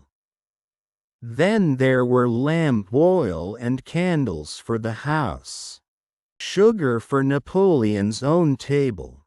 He forbade this to the other pigs, on the ground that it made them fat, and all the usual replacements such as tools, nails, string, coal, wire, scrap iron, and dog biscuits. A stump of hay and part of the potato crop were sold off, and the contract for eggs was increased to 600 a week, so that year the hens barely hatched enough chicks to keep their numbers at the same level. Rations, reduced in December, were reduced again in February, and lanterns in the stalls were forbidden to save oil. But the pigs seemed comfortable enough, and in fact were putting on weight if anything. One afternoon in late February a warm, rich, appetizing scent, such as the animals had never smelt before, wafted itself across the yard from the little brewhouse, which had been disused in Jones's time, and which stood beyond the kitchen. Someone said it was the smell of cooking barley. The animals sniffed the air hungrily and wondered whether a warm mash was being prepared for their supper. But no warm mash appeared, and on the following Sunday it was announced that from now onwards all barley would be reserved for the pigs. The field beyond the orchard had already been sown with barley, and the news soon leaked out that every pig was now receiving a ration of a pint of beer daily, with half a gallon for Napoleon himself, which was always served to him in the Crown Derby soup tureen. But if there were hardships to be borne, they were partly offset by the fact that life nowadays had a greater dignity than it had had before. There were more songs, more speeches, more processions. Napoleon had commanded that once a week there should be held something called a spontaneous demonstration, the object of which was to celebrate the struggles and triumphs of Animal Farm. At the appointed time the animals would leave their work and march round the precincts of the farm in military formation, with the pigs leading, then the horses, then the cows, then the sheep, and then the poultry. The dogs flanked the procession, and at the head of all marched Napoleon's black cockerel. Boxer and Clover always carried between them a green banner marked with the hoof and the horn and the caption, "Long live Comrade Napoleon." Afterwards there were recitations of poems composed in Napoleon's honor, and a speech by Squealer giving particulars of the latest increases in the production of foodstuffs. And on occasion a shot was fired from the gun.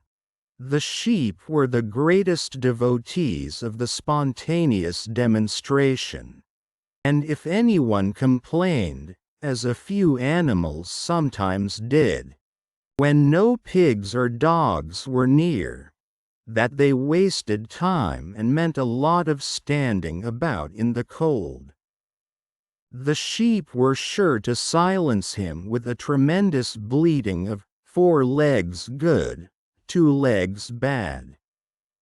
But by and large the animals enjoyed these celebrations. They found it comforting to be reminded that, after all, they were truly their own masters and that the work they did was for their own benefit. So that, what with the songs, the processions, Squealer's lists of figures, the thunder of the gun, the crowing of the cockerel, and the fluttering of the flag, they were able to forget that their bellies were empty, at least part of the time. In April, Animal Farm was proclaimed a republic, and it became necessary to elect a president. There was only one candidate, Napoleon, who was elected unanimously. On the same day it was given out that fresh documents had been discovered which revealed further details about Snowball's complicity with Jones. It now appeared that Snowball had not, as the animals had previously imagined, merely attempted to lose the Battle of the Cowshed by means of a stratagem, but had been openly fighting on Jones's side. In fact, it was he who had actually been the leader of the human forces, and had charged into battle with the words, "Long live humanity," on his lips.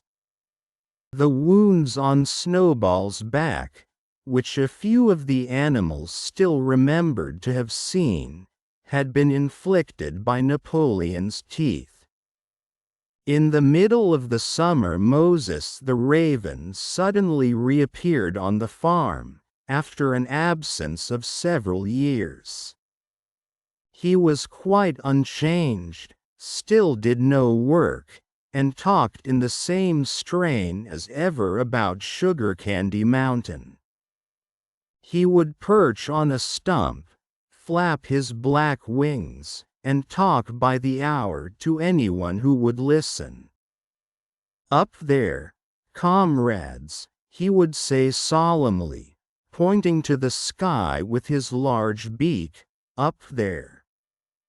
Just on the other side of that dark cloud that you can see there it lies, Sugar Candy Mountain. That happy country where we poor animals shall rest forever from our labors."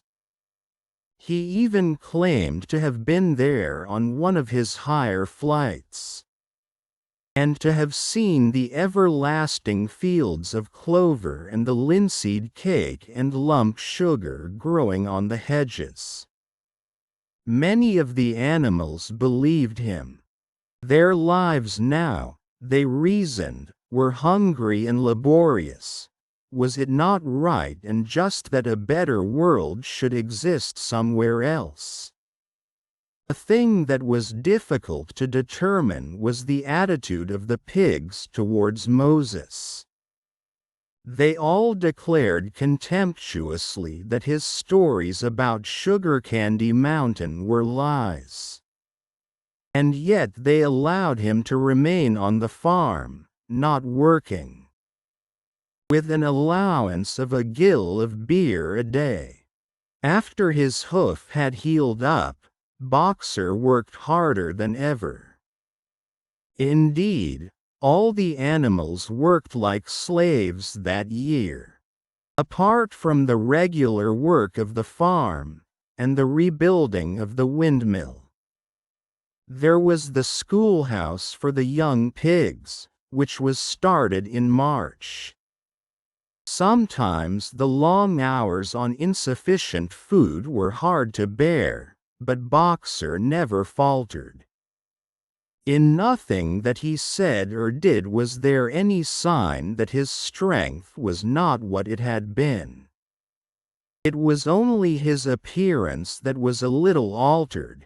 His hide was less shiny than it had used to be, and his great haunches seemed to have shrunken.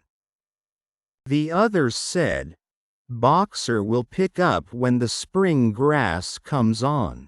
But the spring came and Boxer grew no fatter.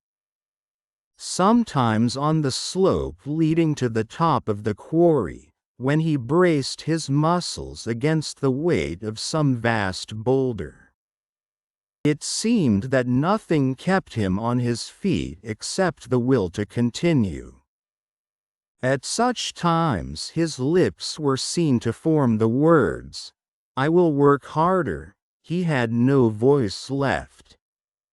Once again Clover and Benjamin warned him to take care of his health, but Boxer paid no attention. His 12th birthday was approaching. He did not care what happened so long as a good store of stone was accumulated before he went on pension. Late one evening in the summer, a sudden rumor ran round the farm that something had happened to Boxer. He had gone out alone to drag a load of stone down to the windmill. And sure enough, the rumor was true. A few minutes later 2 pigeons came racing in with the news. "Boxer has fallen. He is lying on his side and can't get up." About half the animals on the farm rushed out to the knoll where the windmill stood. There lay Boxer, between the shafts of the cart, his neck stretched out, unable even to raise his head. His eyes were glazed, his sides matted with sweat. A thin stream of blood had trickled out of his mouth. Clover dropped to her knees at his side. "Boxer," she cried, "how are you?" "It is my lung," said Boxer in a weak voice. "It does not matter. I think you will be able to finish the windmill without me. There is a pretty good store of stone accumulated. I had only another month to go in any case. To tell you the truth, I had been looking forward to my retirement. And perhaps, as Benjamin is growing old too, they will let him retire at the same time and be a companion tome." "We must get help at once," said Clover. "Run, somebody, and tell Squealer what has happened." All the other animals immediately raced back to the farmhouse to give Squealer the news.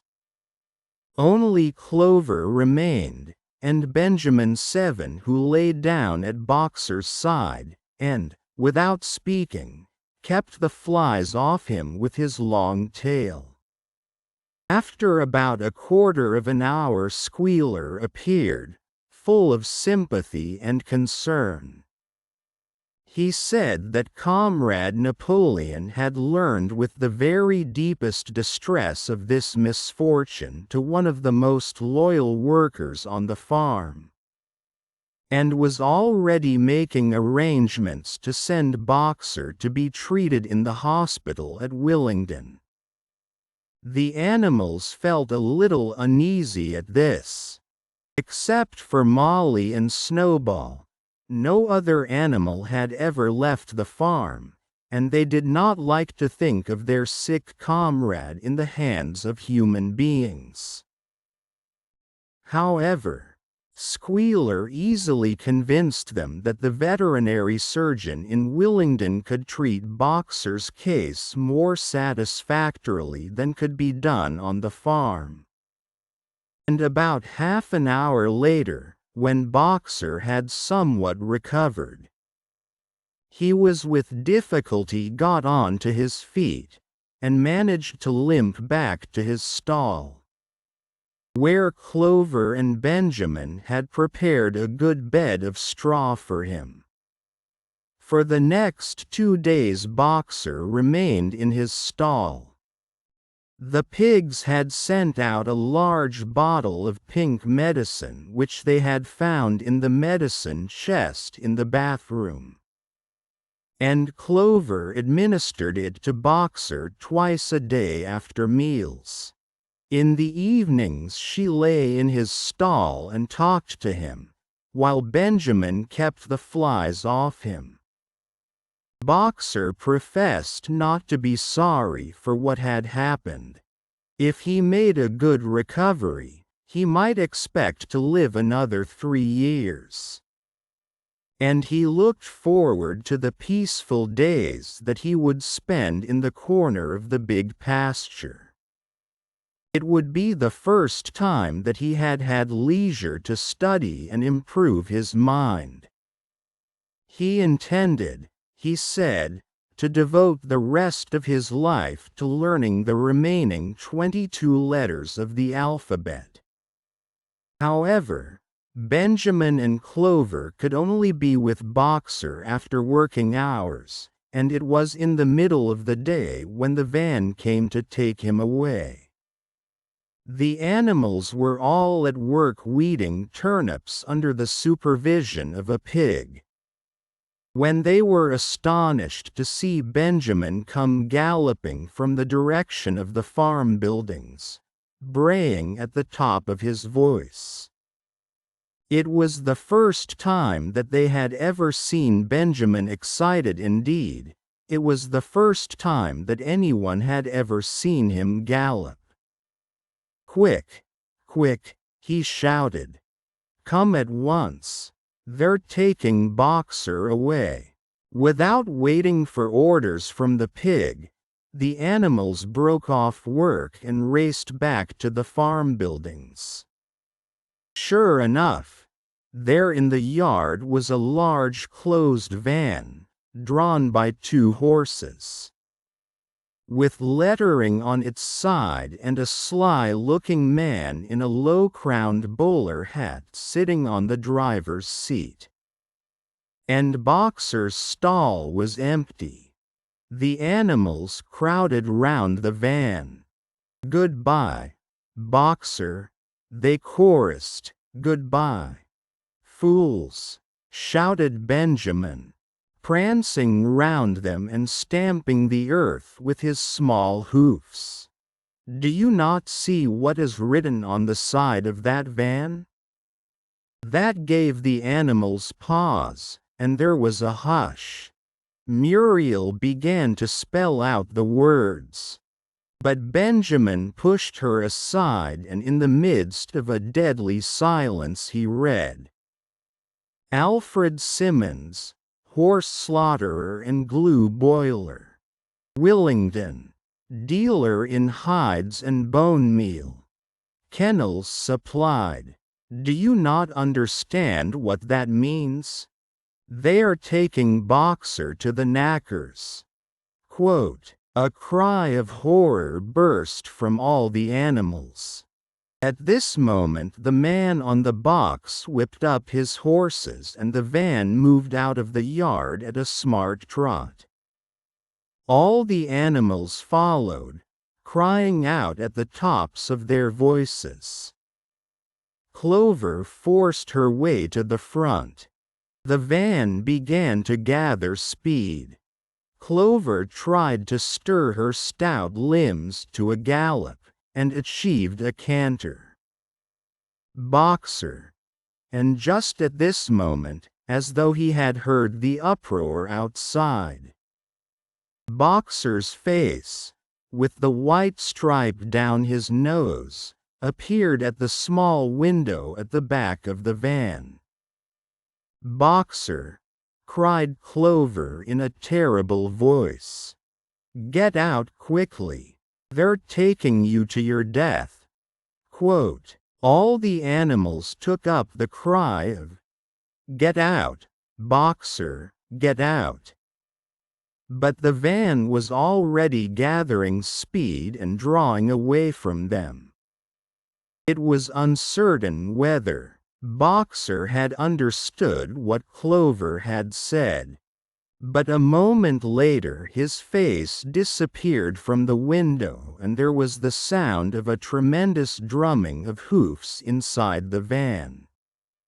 He was trying to kick his way out. The time had been when a few kicks from Boxer's hoofs would have smashed the van to matchwood. His strength had left him, and in a few moments the sound of drumming hoofs grew fainter and died away. In desperation the animals began appealing to the two horses which drew the van to stop. "Comrades, comrades," they shouted, "don't take your own brother to his death." But the stupid brutes, too ignorant to realize what was happening, merely set back their ears and quickened their pace. Boxer's face did not reappear at the window. Too late, someone thought of racing ahead and shutting the 5-barred gate. But in another moment the van was through it and rapidly disappearing down the road. Boxer was never seen again. 3 days later it was announced that he had died in the hospital at Willingdon, in spite of receiving every attention a horse could have. Squealer came to announce the news to the others. He had, he said, been present during Boxer's last hours. "It was the most affecting sight I have ever seen," said Squealer, lifting his trotter and wiping away a tear. "I was at his bedside at the very last. And at the end, almost too weak to speak, he whispered in my ear that his sole sorrow was to have passed on before the windmill was finished. 'Forward, comrades,' he whispered, 'forward in the name of the rebellion. Long live Animal Farm! Long live Comrade Napoleon! Napoleon is always right.' Those were his very last words, comrades." Here Squealer's demeanor suddenly changed. He fell silent for a moment, and his little eyes darted suspicious glances from side to side before he proceeded. "It had come to his knowledge," he said, "that a foolish and wicked rumor had been circulated at the time of Boxer's removal. Some of the animals had noticed that the van which took Boxer away was marked, 'Horse Slaughterer,' and had actually jumped to the conclusion that Boxer was being sent to the knackers. It was almost unbelievable," said Squealer, "that any animal could be so stupid. Surely," he cried indignantly, whisking his tail and skipping from side to side, "surely they knew their beloved leader, Comrade Napoleon, better than that?" But the explanation was really very simple. The van had previously been the property of the knacker, and had been bought by the veterinary surgeon, who had not yet painted the old name out. That was how the mistake had arisen. The animals were enormously relieved to hear this. And when Squealer went on to give further graphic details of Boxer's deathbed, the admirable care he had received, and the expensive medicines for which Napoleon had paid without a thought as to the cost, their last doubts disappeared, and the sorrow that they felt for their comrade's death was tempered by the thought that at least he had died happy. Napoleon himself appeared at the meeting on the following Sunday morning and pronounced a short oration in Boxer's honor. It had not been possible, he said, to bring back their lamented comrade's remains for interment on the farm, but he had ordered a large wreath to be made from the laurels in the farmhouse garden and sent down to be placed on Boxer's grave. And in a few days' time the pigs intended to hold a memorial banquet in Boxer's honor. Napoleon ended his speech with a reminder of Boxer's two favorite maxims: "I will work harder," and "Comrade Napoleon is always right," maxims, he said, which every animal would do well to adopt as his own. On the day appointed for the banquet, a grocer's van drove up from Willingdon and delivered a large wooden crate at the farmhouse. That night there was the sound of uproarious singing, which was followed by what sounded like a violent quarrel and ended at about 11 o'clock with a tremendous crash of glass.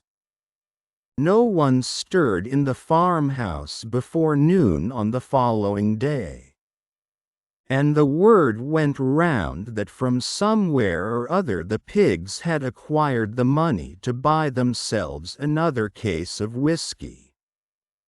10 years passed.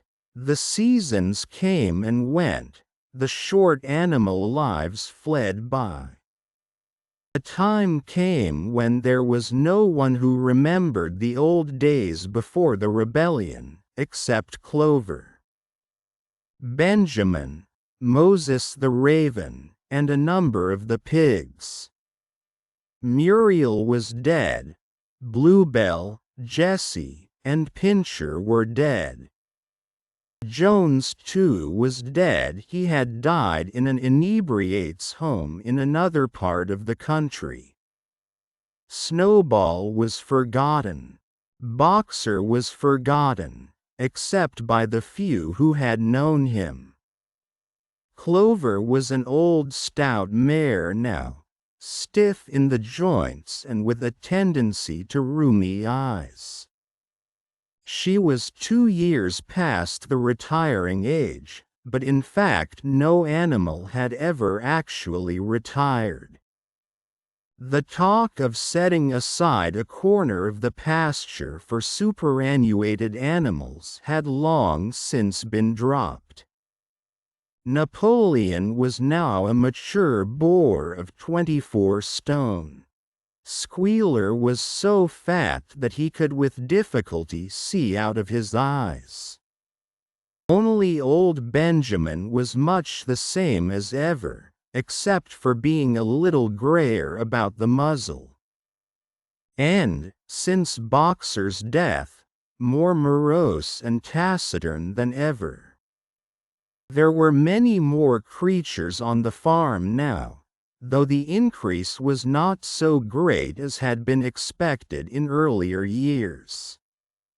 Many animals had been born to whom the rebellion was only a dim tradition, passed on by word of mouth. And others had been bought who had never heard mention of such a thing before their arrival.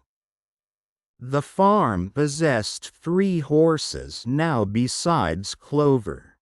They were fine upstanding beasts, willing workers and good comrades, but very stupid. None of them proved able to learn the alphabet beyond the letter B. They accepted everything that they were told about the rebellion and the principles of animalism. Especially from Clover, for whom they had an almost filial respect. But it was doubtful whether they understood very much of it. The farm was more prosperous now, and better organized. It had even been enlarged by 2 fields which had been bought from Mr. Pilkington. The windmill had been successfully completed at last, and the farm possessed a threshing machine and a hay elevator of its own. And various new buildings had been added to it. Whymper had bought himself a dog cart. The windmill, however, had not after all been used for generating electrical power. It was used for milling corn, and brought in a handsome money profit. The animals were hard at work building yet another windmill. When that one was finished, so it was said, the dynamos would be installed. But the luxuries of which Snowball had once taught the animals to dream, the stalls with electric light and hot and cold water, and the 3-day week, were no longer talked about. Napoleon had denounced such ideas as contrary to the spirit of animalism. The truest happiness, he said, lay in working hard and living frugally. Somehow it seemed as though the farm had grown richer without making the animals themselves any richer except, of course, for the pigs and the dogs. Perhaps this was partly because there were so many pigs and so many dogs. It was not that these creatures did not work, after their fashion. There was, as Squealer was never tired of explaining, endless work in the supervision and organization of the farm. Much of this work was of a kind that the other animals were too ignorant to understand. For example, Squealer told them that the pigs had to expend enormous labors every day upon mysterious things called files, reports, minutes, and memoranda.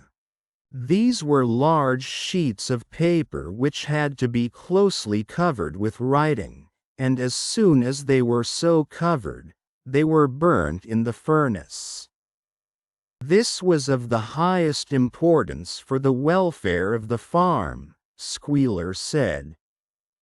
But still, neither pigs nor dogs produced any food by their own labor, and there were very many of them, and their appetites were always good. As for the others, their life, so far as they knew, was as it had always been. They were generally hungry, they slept on straw, they drank from the pool, they labored in the fields.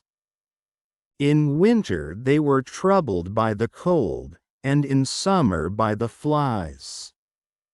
Sometimes the older ones among them racked their dim memories and tried to determine whether in the early days of the rebellion, when Jones's expulsion was still recent, things had been better or worse than now. They could not remember. There was nothing with which they could compare their present lives.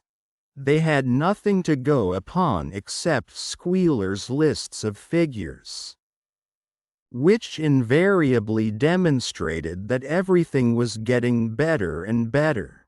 The animals found the problem insoluble.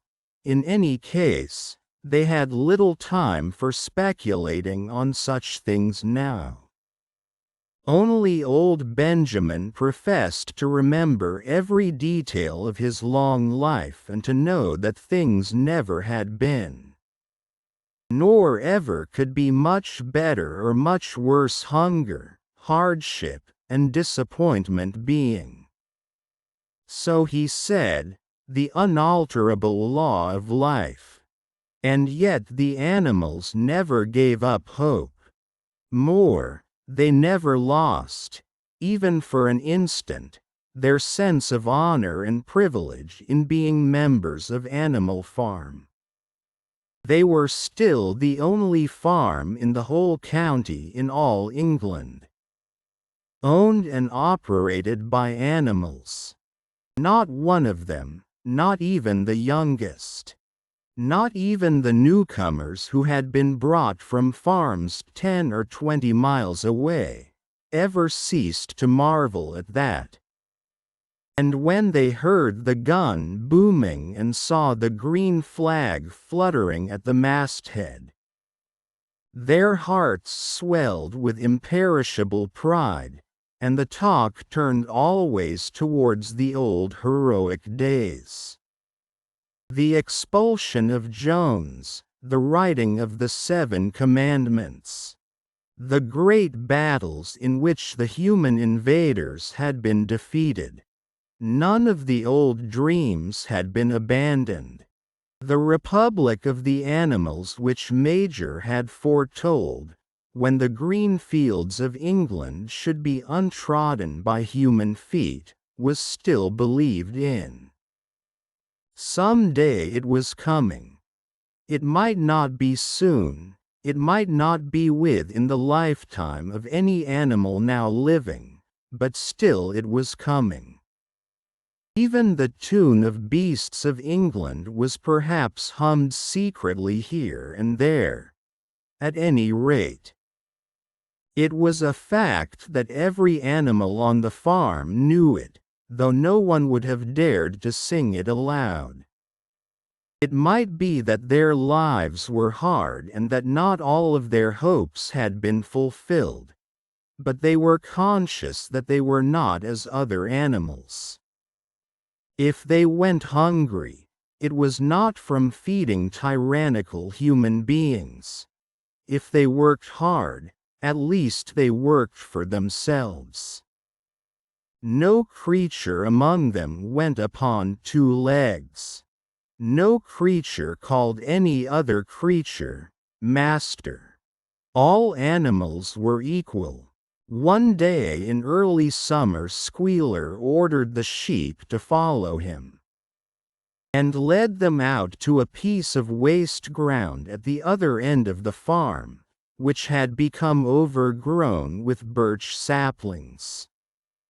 The sheep spent the whole day there browsing at the leaves under Squealer's supervision. In the evening he returned to the farmhouse himself, but, as it was warm weather, told the sheep to stay where they were. It ended by their remaining there for a whole week, during which time the other animals saw nothing of them. Squealer was with them for the greater part of every day. He was, he said, teaching them to sing a new song, for which privacy was needed. It was just after the sheep had returned, on a pleasant evening when the animals had finished work and were making their way back to the farm buildings, that the terrified neighing of a horse sounded from the yard. Startled, the animals stopped in their tracks. It was Clover's voice. She neighed again, and all the animals broke into a gallop and rushed into the yard. Then they saw what Clover had seen. It was a pig walking on his hind legs.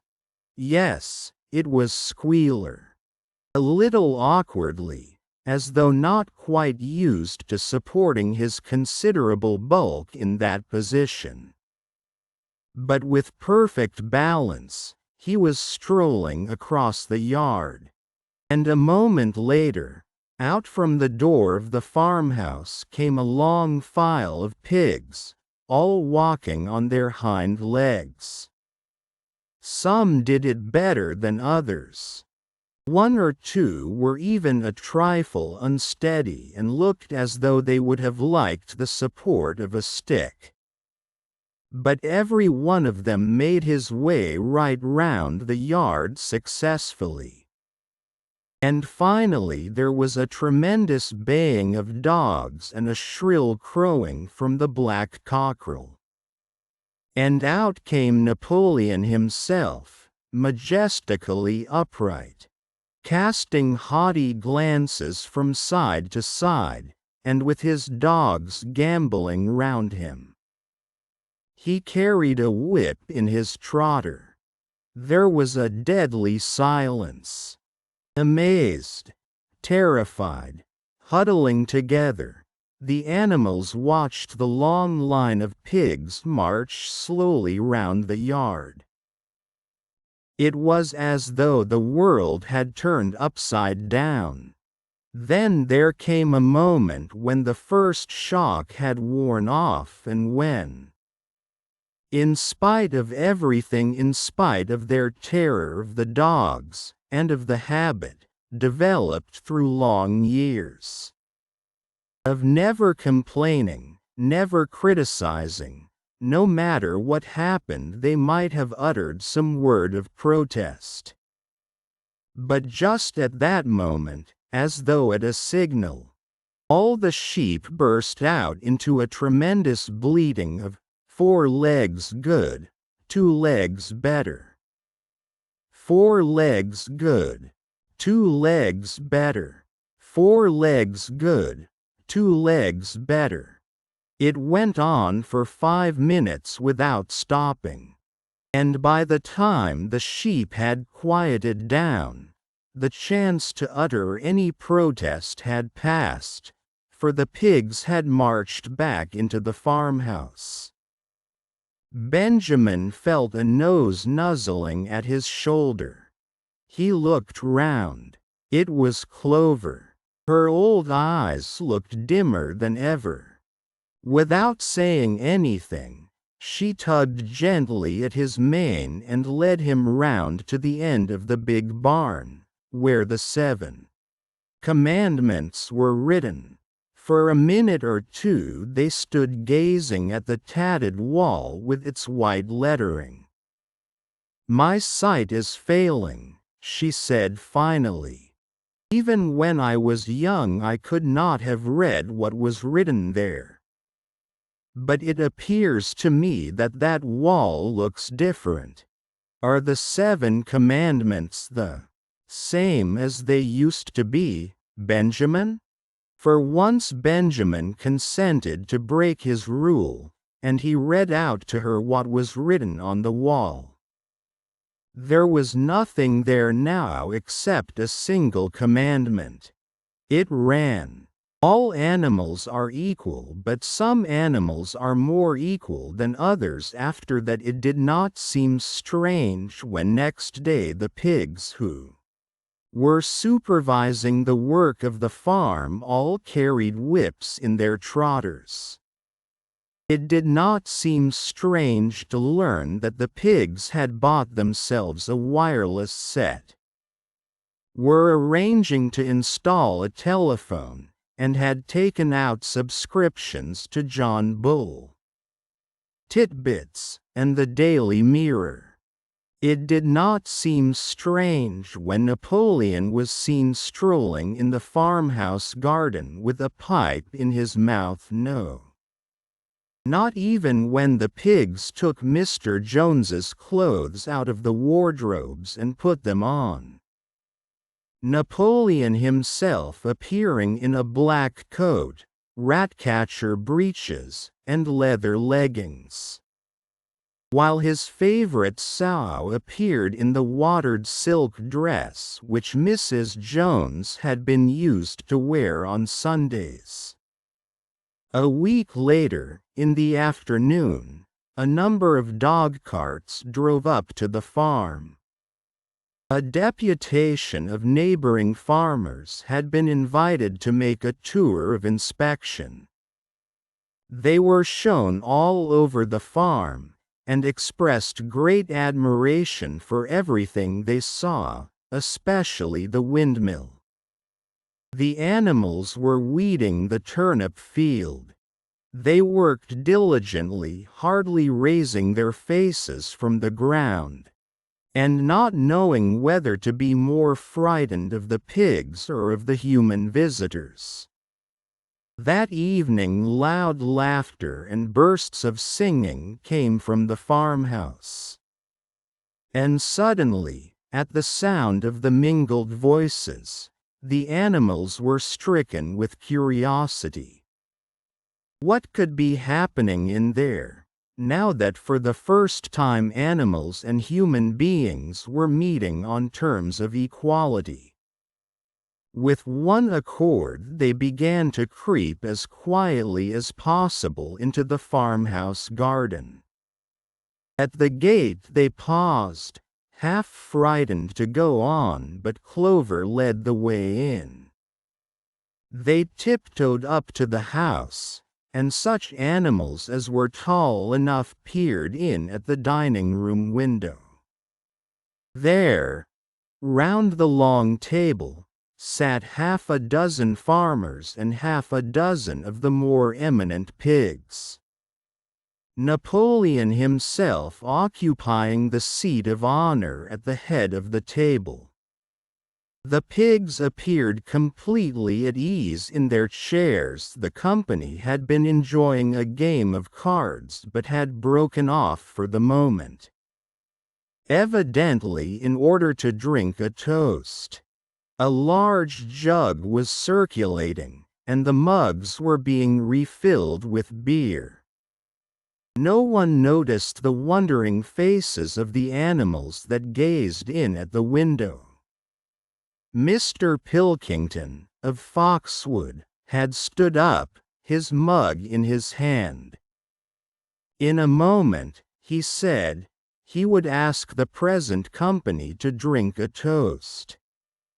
But before doing so, there were a few words that he felt it incumbent upon him to say.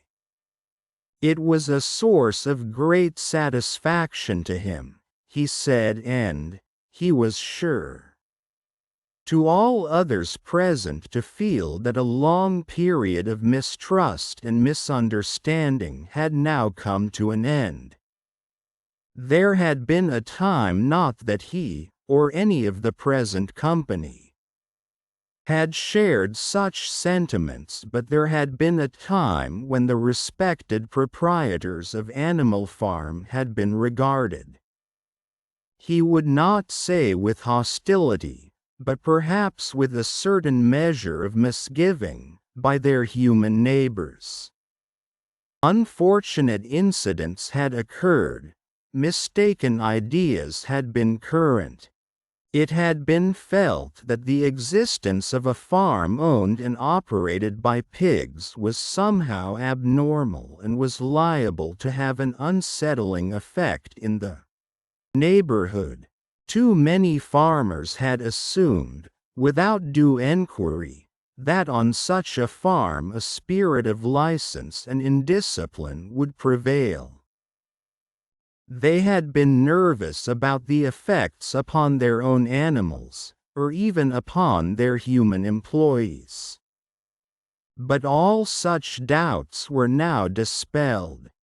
Today he and his friends had visited Animal Farm and inspected every inch of it with their own eyes, and what did they find? Not only the most up-to-date methods, but a discipline and an orderliness which should be an example to all farmers everywhere. He believed that he was right in saying that the lower animals on Animal Farm did more work and received less food than any animals in the county. Indeed, he and his fellow visitors today had observed many features which they intended to introduce on their own farms immediately. He would end his remarks, he said, by emphasizing once again the friendly feelings that subsisted and ought to subsist between Animal Farm and its neighbors. Between pigs and human beings there was not, and there need not be, any clash of interests whatever. Their struggles and their difficulties were one. Was not the labor problem the same everywhere? Here it became apparent that Mr. Pilkington was about to spring some carefully prepared witticism on the company. But for a moment he was too overcome by amusement to be able to utter it. After much choking, during which his various chins turned purple, he managed to get it out. If you have your lower animals to contend with, he said, we have our lower classes. This bon mot set the table in a roar, and Mr. Pilkington once again congratulated the pigs on the low rations, the long working hours, and the general absence of pampering which he had observed on Animal Farm. And now, he said finally, he would ask the company to rise to their feet and make certain that their glasses were full. Gentlemen, concluded Mr. Pilkington, gentlemen, I give you a toast to the prosperity of Animal Farm. There was enthusiastic cheering and stamping of feet. Napoleon was so gratified that he left his place and came round the table to clink his mug against Mr. Pilkington's before emptying it. When the cheering had died down, Napoleon, who had remained on his feet, intimated that he too had a few words to say. Like all of Napoleon's speeches, it was short and to the point. He too, he said, was happy that the period of misunderstanding was at an end. For a long time there had been rumors circulated, he had reason to think, by some malignant enemy that there was something subversive and even revolutionary in the outlook of himself and his colleagues. They had been credited with attempting to stir up rebellion among the animals on neighboring farms. Nothing could be further from the truth. Their sole wish, now and in the past, was to live at peace and in normal business relations with their neighbors. This farm, which he had the honor to control, he added, was a cooperative enterprise. The title deeds, which were in his own possession, were owned by the pigs jointly. He did not believe, he said, that any of the old suspicions still lingered. But certain changes had been made recently in the routine of the farm which should have the effect of promoting confidence still further. Hitherto the animals on the farm had had a rather foolish custom of addressing one another as comrade. This was to be suppressed. There had also been a very strange custom, whose origin was unknown, of marching every Sunday morning past a boar's skull which was nailed to a post in the garden. This, too, would be suppressed, and the skull had already been buried. His visitors might have observed, too, the green flag which flew from the masthead.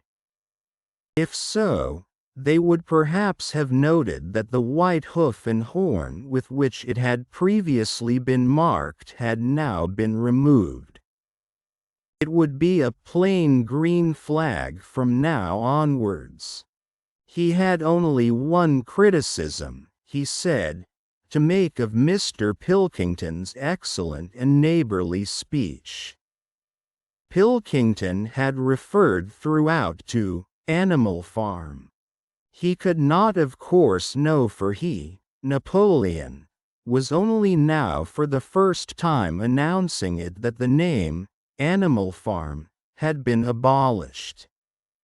Henceforward the farm was to be known as the Manor Farm, which, he believed, was its correct and original name. "Gentlemen," concluded Napoleon, "I will give you the same toast as before, but in a different form. Fill your glasses to the brim. Gentlemen, here is my toast. To the prosperity of the Manor Farm." There was the same hearty cheering as before, and the mugs were emptied to the dregs. But as the animals outside gazed at the scene, it seemed to them that some strange thing was happening. What was it that had altered in the faces of the pigs? Clover's old dim eyes flitted from one face to another. Some of them had 5 chins, some had 4, some had 3. But what was it that seemed to be melting and changing? Then, the applause having come to an end, the company took up their cards and continued the game that had been interrupted. And the animals crept silently away. But they had not gone 20 yards when they stopped short. An uproar of voices was coming from the farmhouse. They rushed back and looked through the window again. Yes, a violent quarrel was in progress. There were shoutings, bangings on the table, sharp suspicious glances, furious denials. The source of the trouble appeared to be that Napoleon and Mr. Pilkington had each played an ace of spades simultaneously.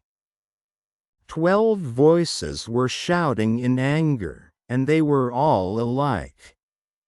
No question, now, what had happened to the faces of the pigs. The creatures outside looked from pig to man, and from man to pig, and from pig to man again.